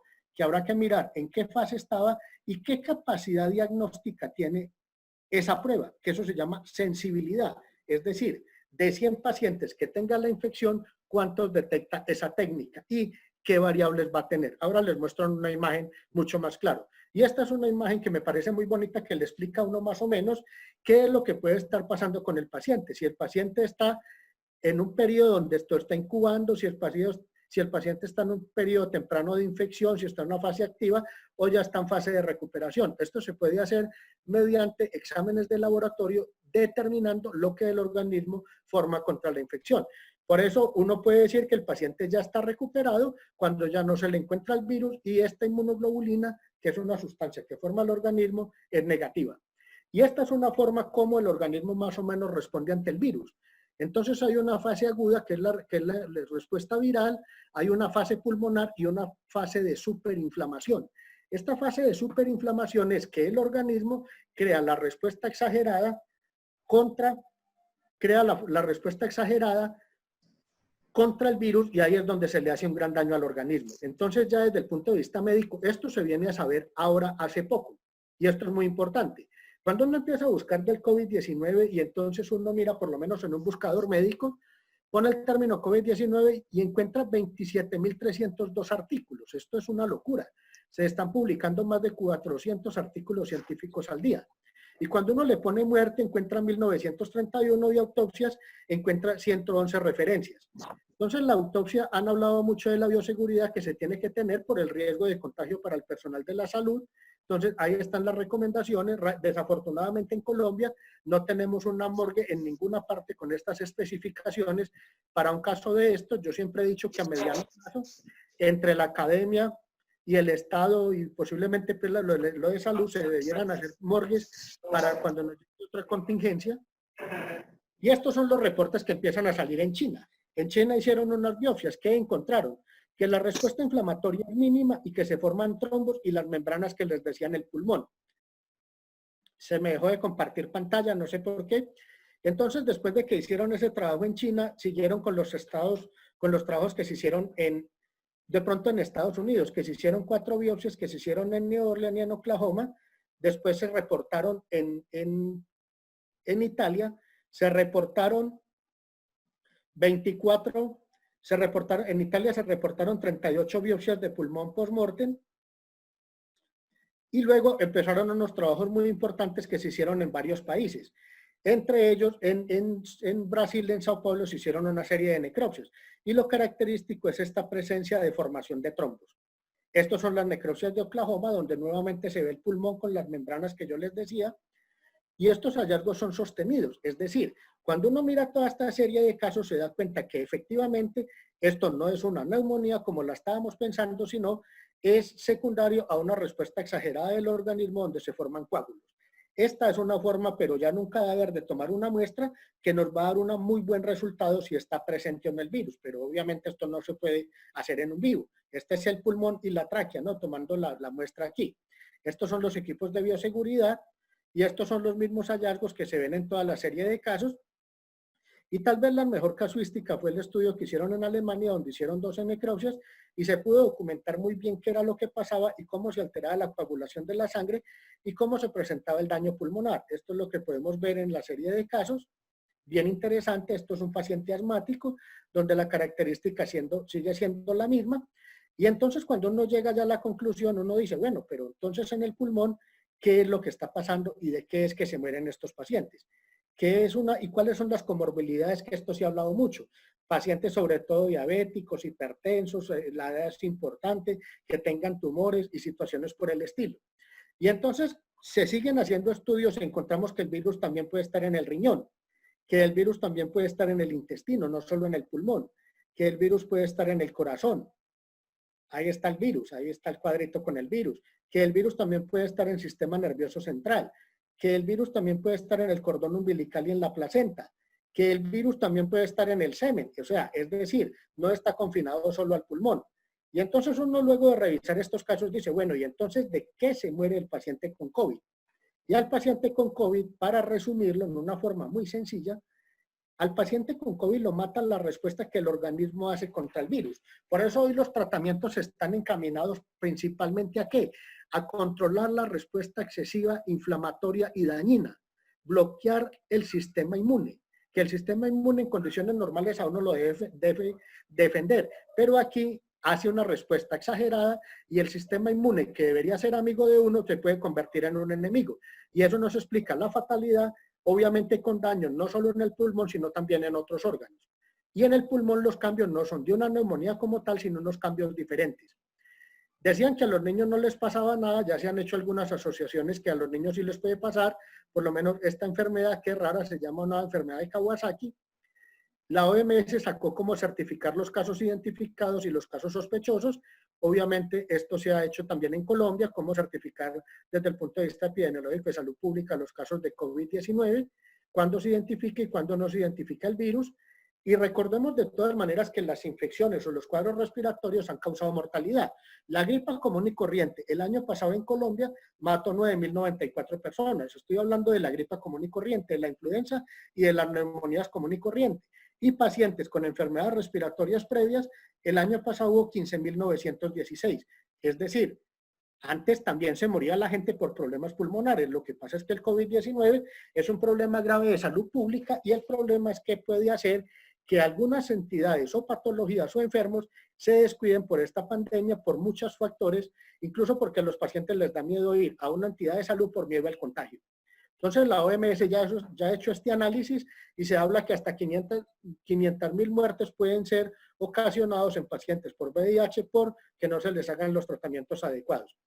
Todo el mundo habla de los ventiladores. Sí, los ventiladores son importantes, pero los ventiladores tienen que ser manejados por manos expertas, porque un ventilador manejado en forma inadecuada también puede producir la lesión pulmonar que yo les mostraba ahorita, que son las membranas hialinas. Si uno pone en Google en un buscador ventilación mecánica, daño alveolar, encuentran más de 100.000 referencias. O sea, que hay que ser muy cuidadosos y obviamente la idea es evitar que el paciente llegue a requerir ventilador, porque también puede haber problemas con ventilación.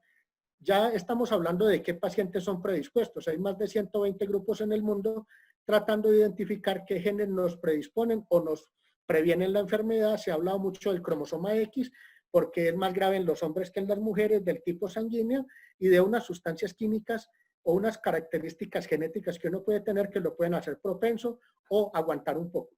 Este trabajo es muy importante, lo hicieron en Estados Unidos. Básicamente lo que ellos hicieron fue, cogieron población al azar, les tomaron muestras, personas que no tenían síntomas, y en el estado de Nueva York el 13,9% tenía anticuerpo contra el virus. Es decir, ya habían tenido contagio y no se habían dado cuenta. Esto es muy importante. En Holanda encontraron el virus en aguas de las alcantarillas y esta es la pregunta que siempre se hace, la inmunidad. Esto se está discutiendo mucho si a uno le da la infección y le va a repetir o no. Lo que se está hablando ahora tiene mucho que ver si el cuadro le da leve o le da severo. Si es severo, hace más anticuerpos y la defensa puede durar más. No sabemos cuánto. Se está hablando de 2 a 3 meses. No está todavía claro. Hay artículos, incluso me llegó uno ayer, y estas eran las proyecciones iniciales con las que nos tocó trabajar. Hablábamos de 550.000 casos severos. Y entonces a partir de esto fue que el presidente saca el primer decreto. Y entonces todos fuimos presa del pánico porque esto era lo que estábamos esperando. 3,9 millones de personas infectadas. Y entonces aquí viene el pico. Esto es un caso por lo menos en Washington. Aquí vimos cómo empezaron a subir las muertes y cómo bajaron. Pero cuando uno tiene un pico, entonces uno dice el Everest mide tantos metros, 8.848. Pero ¿cuál es el pico? Todos los días oímos hablar del pico. Y cuando uno mira la cifra cruda de número de casos por millón, pues obviamente Brasil tiene muchos y Colombia está, digamos, en una parte intermedia. Pero lo que queremos saber es la tasa por 100.000 habitantes. Entonces ahí sí nos podemos comparar. Podemos comparar un país grande con un país pequeño. Y entonces uno mira que Chile tiene 1.331 casos por 100.000 habitantes. Colombia tiene 159. Entonces la pregunta que uno se hace es, ¿hasta dónde podemos subir? ¿Será que podemos ir hasta lo que está en Chile? ¿Nos vamos a quedar ahí? ¿Va a descender? Y entonces este es otro concepto. Faltan 3 diapositivas, ya casi acabo. El concepto de aplanar la curva. Y entonces, esta me gustó mucho de esta conferencia porque es muy sencilla. Cuando observamos que a lo largo de 2 semanas el número de casos nuevos y de muertes que ocurren cada día es menor al día anterior. ¿Y por qué 2 semanas? Porque es el periodo de incubación. O sea, para nosotros poder saber cuándo llegamos al pico y cuándo aplanamos la curva, tenemos que hacer un seguimiento en 2 semanas y ver qué pasa en esas 2 semanas. Cuando en esas 2 semanas empiezan a descender los casos, dice, posiblemente ya llegamos al pico y vamos en descenso. O posiblemente, si los casos se estabilizaron en 2 semanas, estamos aplanando la curva. Y entonces, pero esto sí es muy importante. Cuando empezó el virus, yo creo que nosotros fuimos afortunados, entre comillas, que nos llegó el virus. Ojalá no nos hubiera llegado, pero nos llegó tarde. Porque cuando el virus llegó a Italia, la mortalidad era del 14,46. O sea, de 100 pacientes enfermos se morían 14,5, pues prácticamente 15. En Italia, en España bajó al 11,4. Hoy en día en el mundo está en el 5. Y uno dice, los colombianos a veces nosotros decimos que todo aquí es malo regular, pero miren dónde está Colombia. Colombia está en el 3,32. Comparemos a Colombia con Italia, que estaba en el 14,4. Quiere decir que la letalidad del virus que tuvo Italia es muy distinta a la letalidad del virus que hay aquí en Colombia.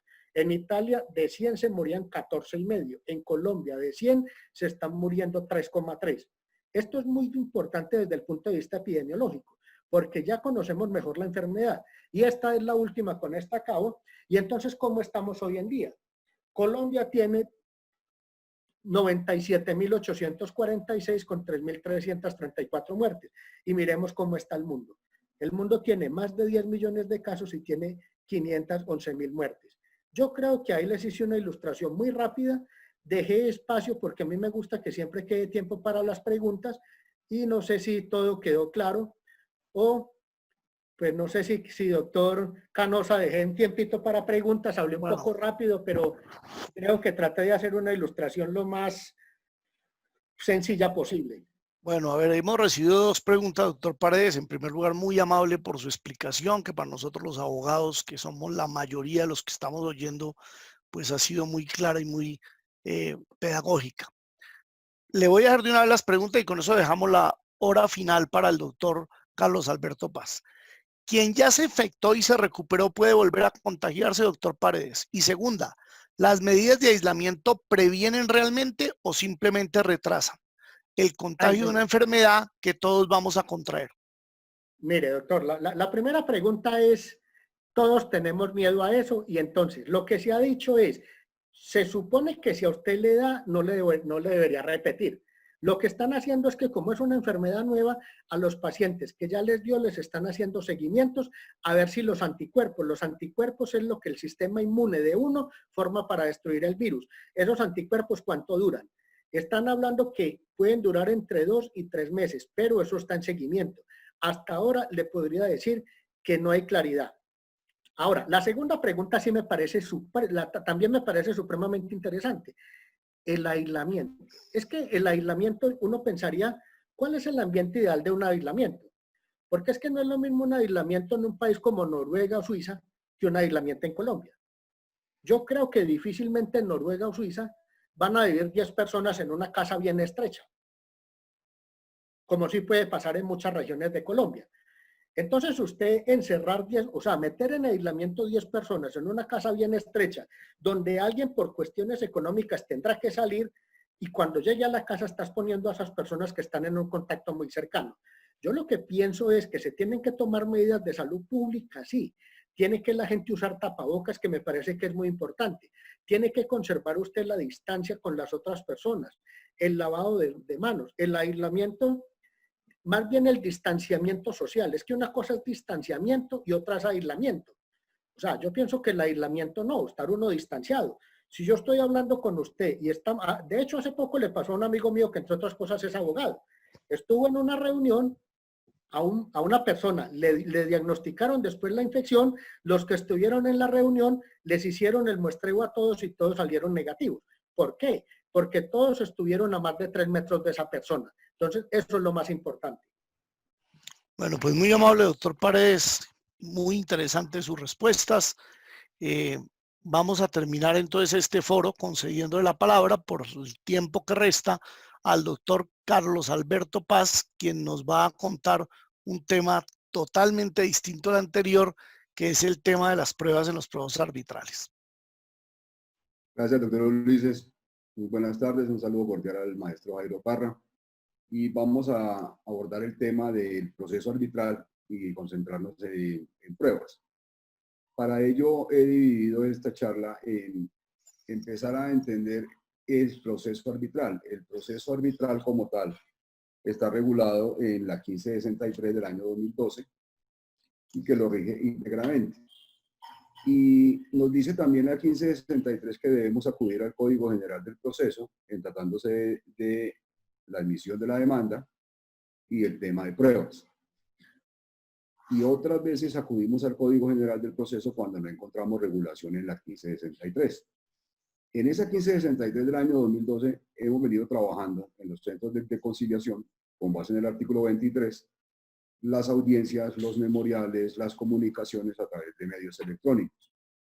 Pero ese artículo 23 de la 1563 trae un verbo que es podrá. Entonces no se obligaba a las partes ni a los intervinientes en un proceso arbitral a aceptar la tecnología porque era podrá. También los árbitros podían concurrir al trámite arbitral a través de una videoconferencia. Cuando ocurre la pandemia y de un momento a otro quedamos aislados, en los centros de arbitraje pasa un tiempo considerable como una semana para ver qué es lo que vamos a hacer. ¿Qué vamos a hacer con el tema de los procesos que estaban en curso? Vamos a hacerlo a través de las videoconferencias y los centros de arbitraje ponen a disposición de los intervinientes toda la tecnología disponible. Pero no es cierto que los otros centros que no sean cámaras de comercio no puedan funcionar, porque ahí entonces nos vamos a remitir al primer decreto. El primer decreto es el decreto 491 del 2020, que está vigente porque el decreto 806 no lo deroga, lo modifica sustancialmente, pero no lo deroga, y nos dice que el objeto del decreto 491, óigase bien, es mantener la continuidad. es mantener la continuidad en la presentación de los servicios de la justicia alternativa, los procesos arbitrales. ¿Y por qué mantener esa continuidad? Porque, insisto, en el artículo 23, por lo regular en los procesos arbitrales se hacía a través de los medios electrónicos. Ese mismo decreto 491 ante la situación presentada, ¿qué establece? Dice, oigan, el término del proceso arbitral de 6 meses, vamos a prorrogarlo a 8 meses para que tanto el centro de arbitraje como los intervinientes en el proceso arbitral puedan tener la tranquilidad de que los árbitros van a dictar su laudo dentro de un término prudencial. Esto es, vamos a dar 2 meses sin saber qué era lo que iba a suceder para que no haya nulidad del laudo arbitral, que es la única que se falla por fuera de los 6 meses o el término estipulado por las partes y genera nulidad del laudo arbitral. Y se le dijo a las partes, por el impacto que causó el decreto 491, que eso, en la ley arbitral usted puede suspenderle como un acuerdo o 120 días el proceso arbitral. Entonces, ¿qué le vamos a decir en el decreto 491? Puede suspenderlo usted hasta por 150 días. Sigue con la facultad a las partes de suspenderlo por 150 días. ¿Qué pasa con aquellos centros donde no tienen la tecnología de las cámaras de comercio, de los centros de arbitraje? El mismo decreto 491 le dice a estos centros, oigan, vengan para acá, hagamos un convenio y nosotros le vamos a suministrar los medios electrónicos para que la justicia arbitral y los métodos alternativos de solución de conflictos, como es la conciliación, como es la amiga del componedor, como es la insolvencia de persona natural, no se paralice. Hagamos un convenio para que esto siga funcionando. Entonces, allí, por eso, el trámite arbitral no paró. Paró muy poco, una semana, máximo 2 semanas, y empezaron a funcionar con base en ¿qué? En los medios electrónicos que tenían para ese efecto. Y los otros centros de conciliación y arbitraje que no han funcionado, pues simplemente no quisieron hacer convenio con los centros como lo establece el mismo decreto 491. Ahora bien, hay una serie de modificaciones que nos trae el decreto 806 del 2020. Lo primero que hay que resaltar en este decreto es su vigencia a partir del 4 de junio y establece el artículo 16 que es por 2 años. Discusión que la va a dirimir ya la Corte Constitucional a ver si tiene relación con la pandemia, si tiene relación para no paralizar la justicia, que este decreto tenga una vigencia de 2 años.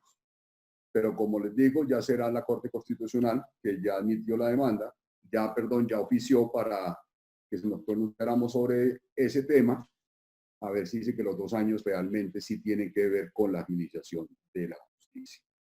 ¿Y qué nos dice ese decreto 806? Ese decreto 806 nos hace referencia a la presentación de la demanda. ¿Y por qué tiene que ver esto con pruebas? Es decir, que nosotros vamos a tener que demostrarle al centro de arbitraje y a las partes que vamos a presentar la demanda conforme al decreto 806. Y el decreto 806 nos dice, oiga, envíen la demanda con todos sus anexos a el correo electrónico de la autoridad. Y en el caso del arbitraje, pues esa autoridad es el centro de arbitraje.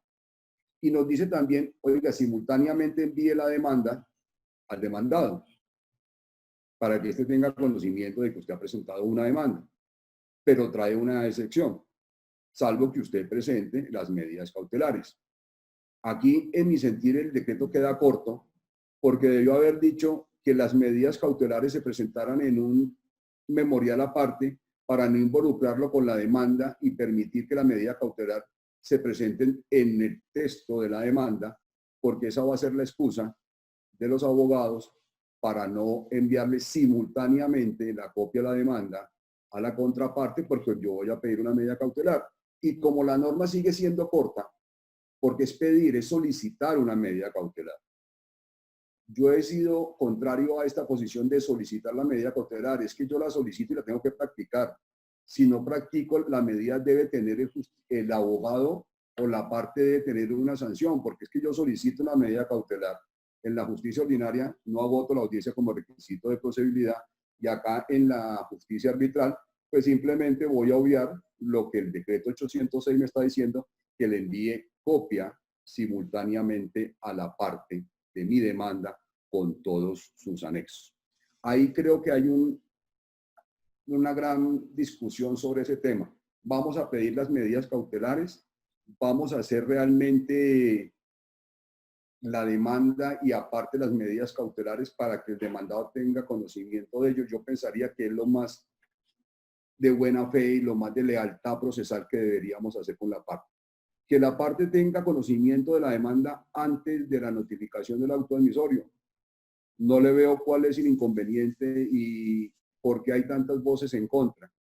Cuando en un tema contractual hay un incumplimiento, quien incumplió ya sabe que lo van a demandar y esa persona que sabe que lo van a demandar pues va a preparar su defensa de mucho antes de tener la demanda. Entonces, pedimos medidas cautelares o vamos a volver a la vieja práctica de presentar una demanda sin mayores argumentos, cumpliendo con unos requisitos formales y después procederíamos a la reforma de la demanda, que se utiliza, eso sí se utiliza mucho en el proceso arbitral. En esa demanda, ¿qué requisito adicional hay que modifica parcialmente el artículo 82 del Código General del Proceso mientras esté vigente? Nos dice que debemos indicar el correo electrónico de la parte demandada. Y si es una persona jurídica, ¿habrá algún inconveniente? No, pues nos vamos a Cámara de Comercio, donde la persona jurídica está en la obligación de tener un correo electrónico donde recibirá las notificaciones. Entonces ahí no hay ningún problema. Ahora bien, si es una persona natural, pues nosotros debemos conocer un correo. Vamos a decir que no conocemos el correo. El mismo decreto 806 nos trae la solución y le dice, oiga, dígale al panel arbitral que oficie a las cámaras de comercio, que oficie a la alcaldía, que oficie a las entidades públicas, para que le diga dónde está el correo electrónico de esa persona que nosotros estamos demandando, dónde podemos ubicar a esa persona. ¿Que hay una violación a la intimidad? Yo creo que no. Yo creo que no, porque estamos averiguando cuál es el correo electrónico. O alguien verifique en las redes sociales qué correo electrónico tiene esa persona. Como decía el médico ahorita en su explicación, usted se mete en Google y ahí encuentra la información de la mayoría de las personas. Entonces, esa notificación va a ser más sencilla. Si nosotros cumplimos con el decreto 806 y pedimos, y no pedimos una medida cautelar, enviamos la demanda simultáneamente a la parte demandada, cuando el panel arbitral admita la demanda, pues simplemente le vamos a enviar el auto admisorio de la demanda. Aquí surge un gran problema del mismo decreto, que nos dice que la autoridad judicial revisará que esta obligación se haya hecho del envío simultáneo. Pero en los procesos arbitrales, ¿quién recibe la demanda? El correo electrónico del centro de arbitraje. ¿Podríamos decir que el centro de arbitraje tiene la facultad para admitir o inadmitir la demanda? Claro que no. Y ha sido clarísimo con el decreto, con la sentencia C-1038 del año 2002. Entonces, el centro de arbitraje recibe la demanda, no puede revisar ese requisito, tiene que proceder a leer el pacto arbitral, bien sea cláusula compromisoria o compromiso o pacto tácito, convocar a las partes para la integración del tribunal, para que una vez integrado el tribunal, con base en el artículo 116, que tiene la función pública de administrar justicia, son particulares designados por las partes para ejercer la función pública, inadmita la demanda. Entonces aquí hay otra modificación al Código General del Proceso. Se adiciona una de las causales de modificación. Si no lo enviamos y el panel arbitral lo verifica, no enviamos la demanda simultáneamente, pues simplemente la vamos a ir a admitir. Pero hago claridad, no lo puede hacer el centro de arbitraje, porque el centro de arbitraje no está en el artículo 116 y ya la Corte Constitucional se pronunció ante la sentencia C-1038 del año 2002. No es competente porque no tiene función jurisdiccional. Ahora bien, el poder que debemos indicar el correo electrónico del abogado y este debe coincidir con el que está en el Registro Nacional de Abogados. Aquí tampoco hay ningún problema. Pensemos en la práctica, ¿quién elabora el poder? El poder lo elabora el abogado y el abogado se lo envía a la parte lo revisa y la parte tiene en cuenta qué facultades le va a otorgar a ese abogado que tenga la disposición del derecho y litigio. Hay muchas entidades financieras que no le dan la facultad de recibir al abogado. Entonces, si usted le envía a la parte del poder, la parte de la obra del poder, y lo envía por correo electrónico, pues usted simplemente lo va a presentar con su demanda al panel arbitral que proviene del correo electrónico de su poderdante. Entonces, ahí tampoco hay ningún escollo. Miremos que realmente debemos ser proactivos para que siga funcionando como ha venido funcionando hasta ahorita la justicia arbitral. Ahora, el decreto 806 quita el verbo podrá, que nos trae el artículo 23 de la 1563 y el decreto 491, que podríamos asistir a las audiencias a través de videoconferencia, por deberá. Deberá. Entonces, ese artículo 32 de la 1563 también está suspendido si su vigencia son los 2 años que establece el decreto 806. Todo deberá hacerse a través de videoconferencia. La regla hoy día es no la presencialidad, sino la virtualidad. Entonces, allá vamos a la virtualidad a través de las audiencias.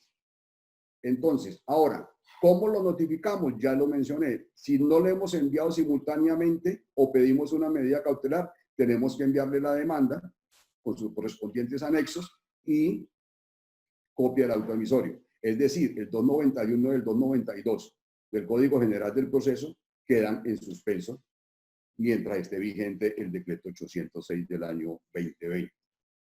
Lo enviamos y esa notificación ya no es la del aviso, que como me notificaban por aviso, entonces yo puedo, como había que ir a retirar las copias, tener 3 días para retirar las copias y se me sumaban al tiempo de notificación.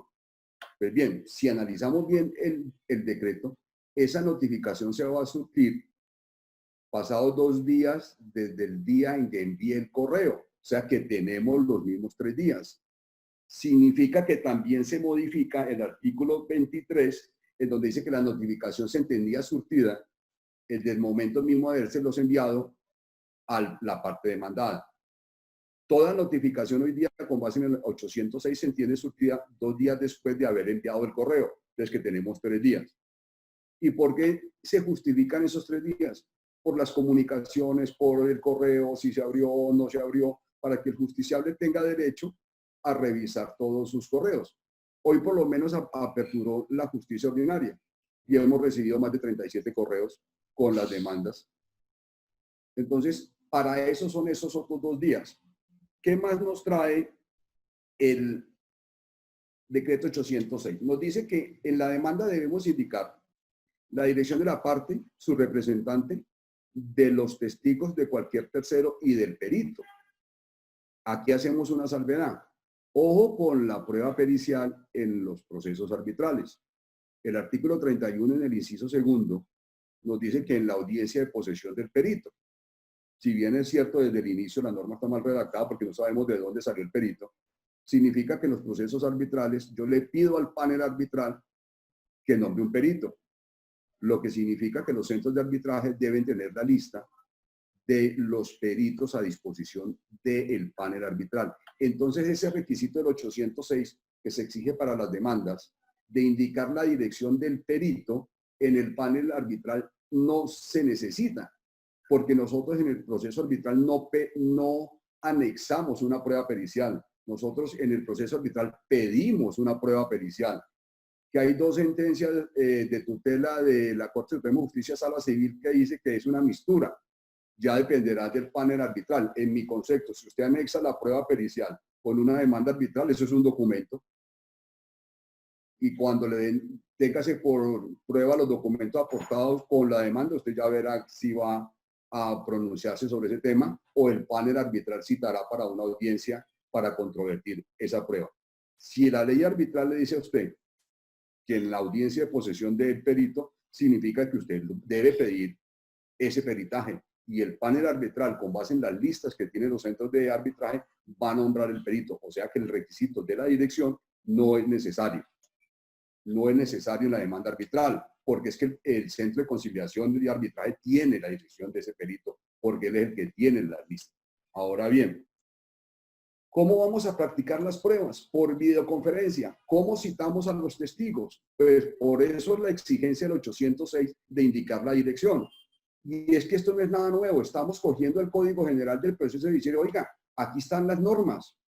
Porque recuerde que el abogado tenía la obligación de hacer comparecer al testigo y demostrarle al señor juez que había hecho todas las diligencias necesarias para que el testigo compareciera a la audiencia.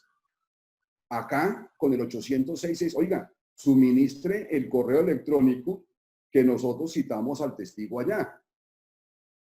¿Sí ven? O sea, sigue siendo la misma obligación.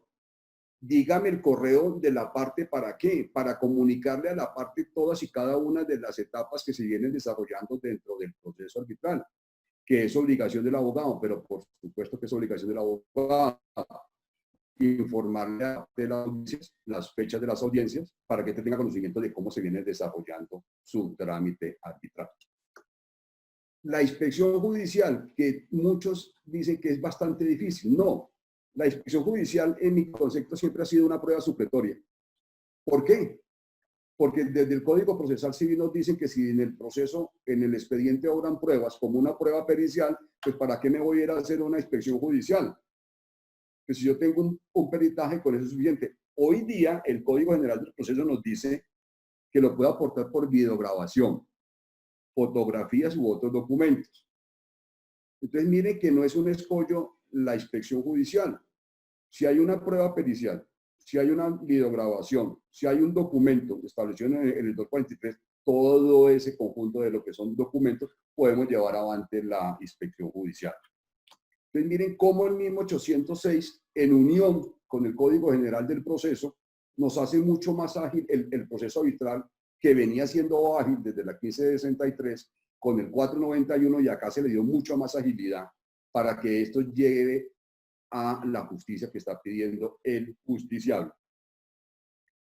Yo creo, doctor Ulises, que en estos términos, pues, de los 20 minutos que concede el instituto, yo creo que estamos en tiempo. Muchas gracias. Pero gracias, doctor Paz, muy amable. Voy a hacerle dos preguntas o tres que han llegado por aquí para que por favor las conteste en los minutos que nos quedan. ¿Cree usted que la prueba de oficio y la carga dinámica son aplicables en los procesos arbitrales? ¿Considera que la prueba pericial debe practicarse de acuerdo con las normas del Código General del Proceso? ¿Debería modificarse la ley para remitir totalmente al Código General del Proceso? Y la última dice, ¿considera que las medidas del 806 facilitan la administración de justicia o, como preguntan algunos, violan derechos fundamentales? Ay, doctor Ulises, la primera pregunta sobre la prueba de oficio y la carga dinámica de la prueba, como lo dije empezando esta charla, en materia de pruebas nos remitimos íntegramente al Código General del Proceso, motivo por el cual el panel arbitral puede decretar pruebas de oficio y invertir la carga de la prueba. En eso no hay ningún inconveniente. La segunda pregunta, doctor Ulises. La segunda, si la prueba pericial debería practicarse en los procesos arbitrales únicamente de acuerdo con las normas del Código General del Proceso, o si puede solicitarse al tribunal. Hay una gran discusión. Mi posición es que la ley 1563, a pesar de que está mal redactada en el artículo 31, inciso segundo, nos dice que hay que nombrar un perito. No obstante, por vías de tutela, el doctor Alonso Rico y el doctor Alonso Quiroz han establecido que puede existir esa mistura, aportarla o pedirla. Si nos remitimos al proyecto de ley del cambio de la ley arbitral, que ya fue aprobado en primer debate, allá nos trae esa mistura que trae el CEPACA. En el proyecto de ley de cambio de la ley arbitral nos dice, oiga, si quiere apórtela, oiga, si quiere pídala. En ambos casos, el derecho de contradicciones cite al perito a una audiencia y ataque su idoneidad. ¿Y la tercera? Si usted considera que las medidas del decreto 806 facilitan realmente la administración de justicia o si por el contrario violan derechos fundamentales como pregonan algunos. Yo considero que el decreto 806 no viola ningún derecho. El decreto 806 lo que está haciendo es atemperando a la situación que estamos viviendo y le da todo el margen a lo justiciable para ejercer el derecho de contradicción y ejercer el derecho de defensa. Yo creo que hay de pronto en el poder de indicar la dirección del abogado, es un excesivo formalismo, pero no viola ningún derecho de defensa ni va contra los derechos fundamentales. Bueno, doctor Paz, pues muy amable por sus respuestas. Vamos, como nos quedan 4 minutos, pues vamos a aprovechar a hacerle unas preguntas adicionales al doctor Paredes porque hay algunas inquietudes por aquí en los foros, en el foro sobre los temas médicos. Entonces, doctor Paredes, preguntan, si una persona está infectada sin saberlo, ¿le puede durar toda la vida? Ay, vea, Es una doctor, pregunta. qué bueno que quedaron esos 4 minuticos, porque me quedaba muy sin sabor si no la respondía. Miren, el virus desde el punto de vista científico es un virus ARN. Y ese virus no tiene la capacidad como el virus del VIH-Sida, que es un virus tramposo que se le mete al ADN de uno y queda incrustado en el organismo de uno de por vida, hasta que algunas saquen una cura. No hay todavía para el VIH. Este virus pasa que él no se puede meter al organismo. Entonces, conclusión, voy a decirlo muy cruel. O usted mata al virus o el virus lo termina matando a usted, pero no hay forma que usted se infecte hoy y dentro de 2 meses tenga el virus. No, el virus no tiene cómo subsistir si no es atacando al organismo. Entonces el organismo se defiende y es una pelea, alguno de los dos muere. Afortunadamente la mayoría de las veces es el virus y no la persona, ¿no? Bueno, otra pregunta hay por aquí. ¿Es perjudicial usar el tapabocas por largo tiempo? Yo no diría que es perjudicial, sino que es incómodo y el problema es que como la gente no está acostumbrada a eso, entonces constantemente lo están manipulando en forma inadecuada. Y entonces la manipulación inadecuada del tapabocas, que usted se lo esté acomodando y moviendo todo el tiempo, puede ser un factor de riesgo para que usted mismo lleve el virus al mismo tapabocas y si lo usa inadecuado puede volverse un riesgo. Bueno, pues de esa manera terminamos. Muchas gracias, doctor Paredes. Vamos a evaluar la posibilidad de hacer un foro de estos exclusivamente de temas médicos. Yo creo que los abogados pues lo han demostrado, las preguntas que se han presentado están muy inquietos con este tema, como todo el mundo en general, así que vamos a revisar esa posibilidad y le comentaremos. Con el mayor de los gustos. Bueno, gracias. Gracias a todos los panelistas. Ha sido un foro muy interesante, muy amable, al doctor Cucarella, que ya se retiró, al doctor Durán Puentes, que hizo una excelente presentación sobre los beneficios del 546, al doctor Paredes, pues porque nos ilustró sobre temas que son un poco desconocidos para nosotros, y al doctor Carlos Alberto Paz por la excelente conferencia sobre los temas del proceso arbitral.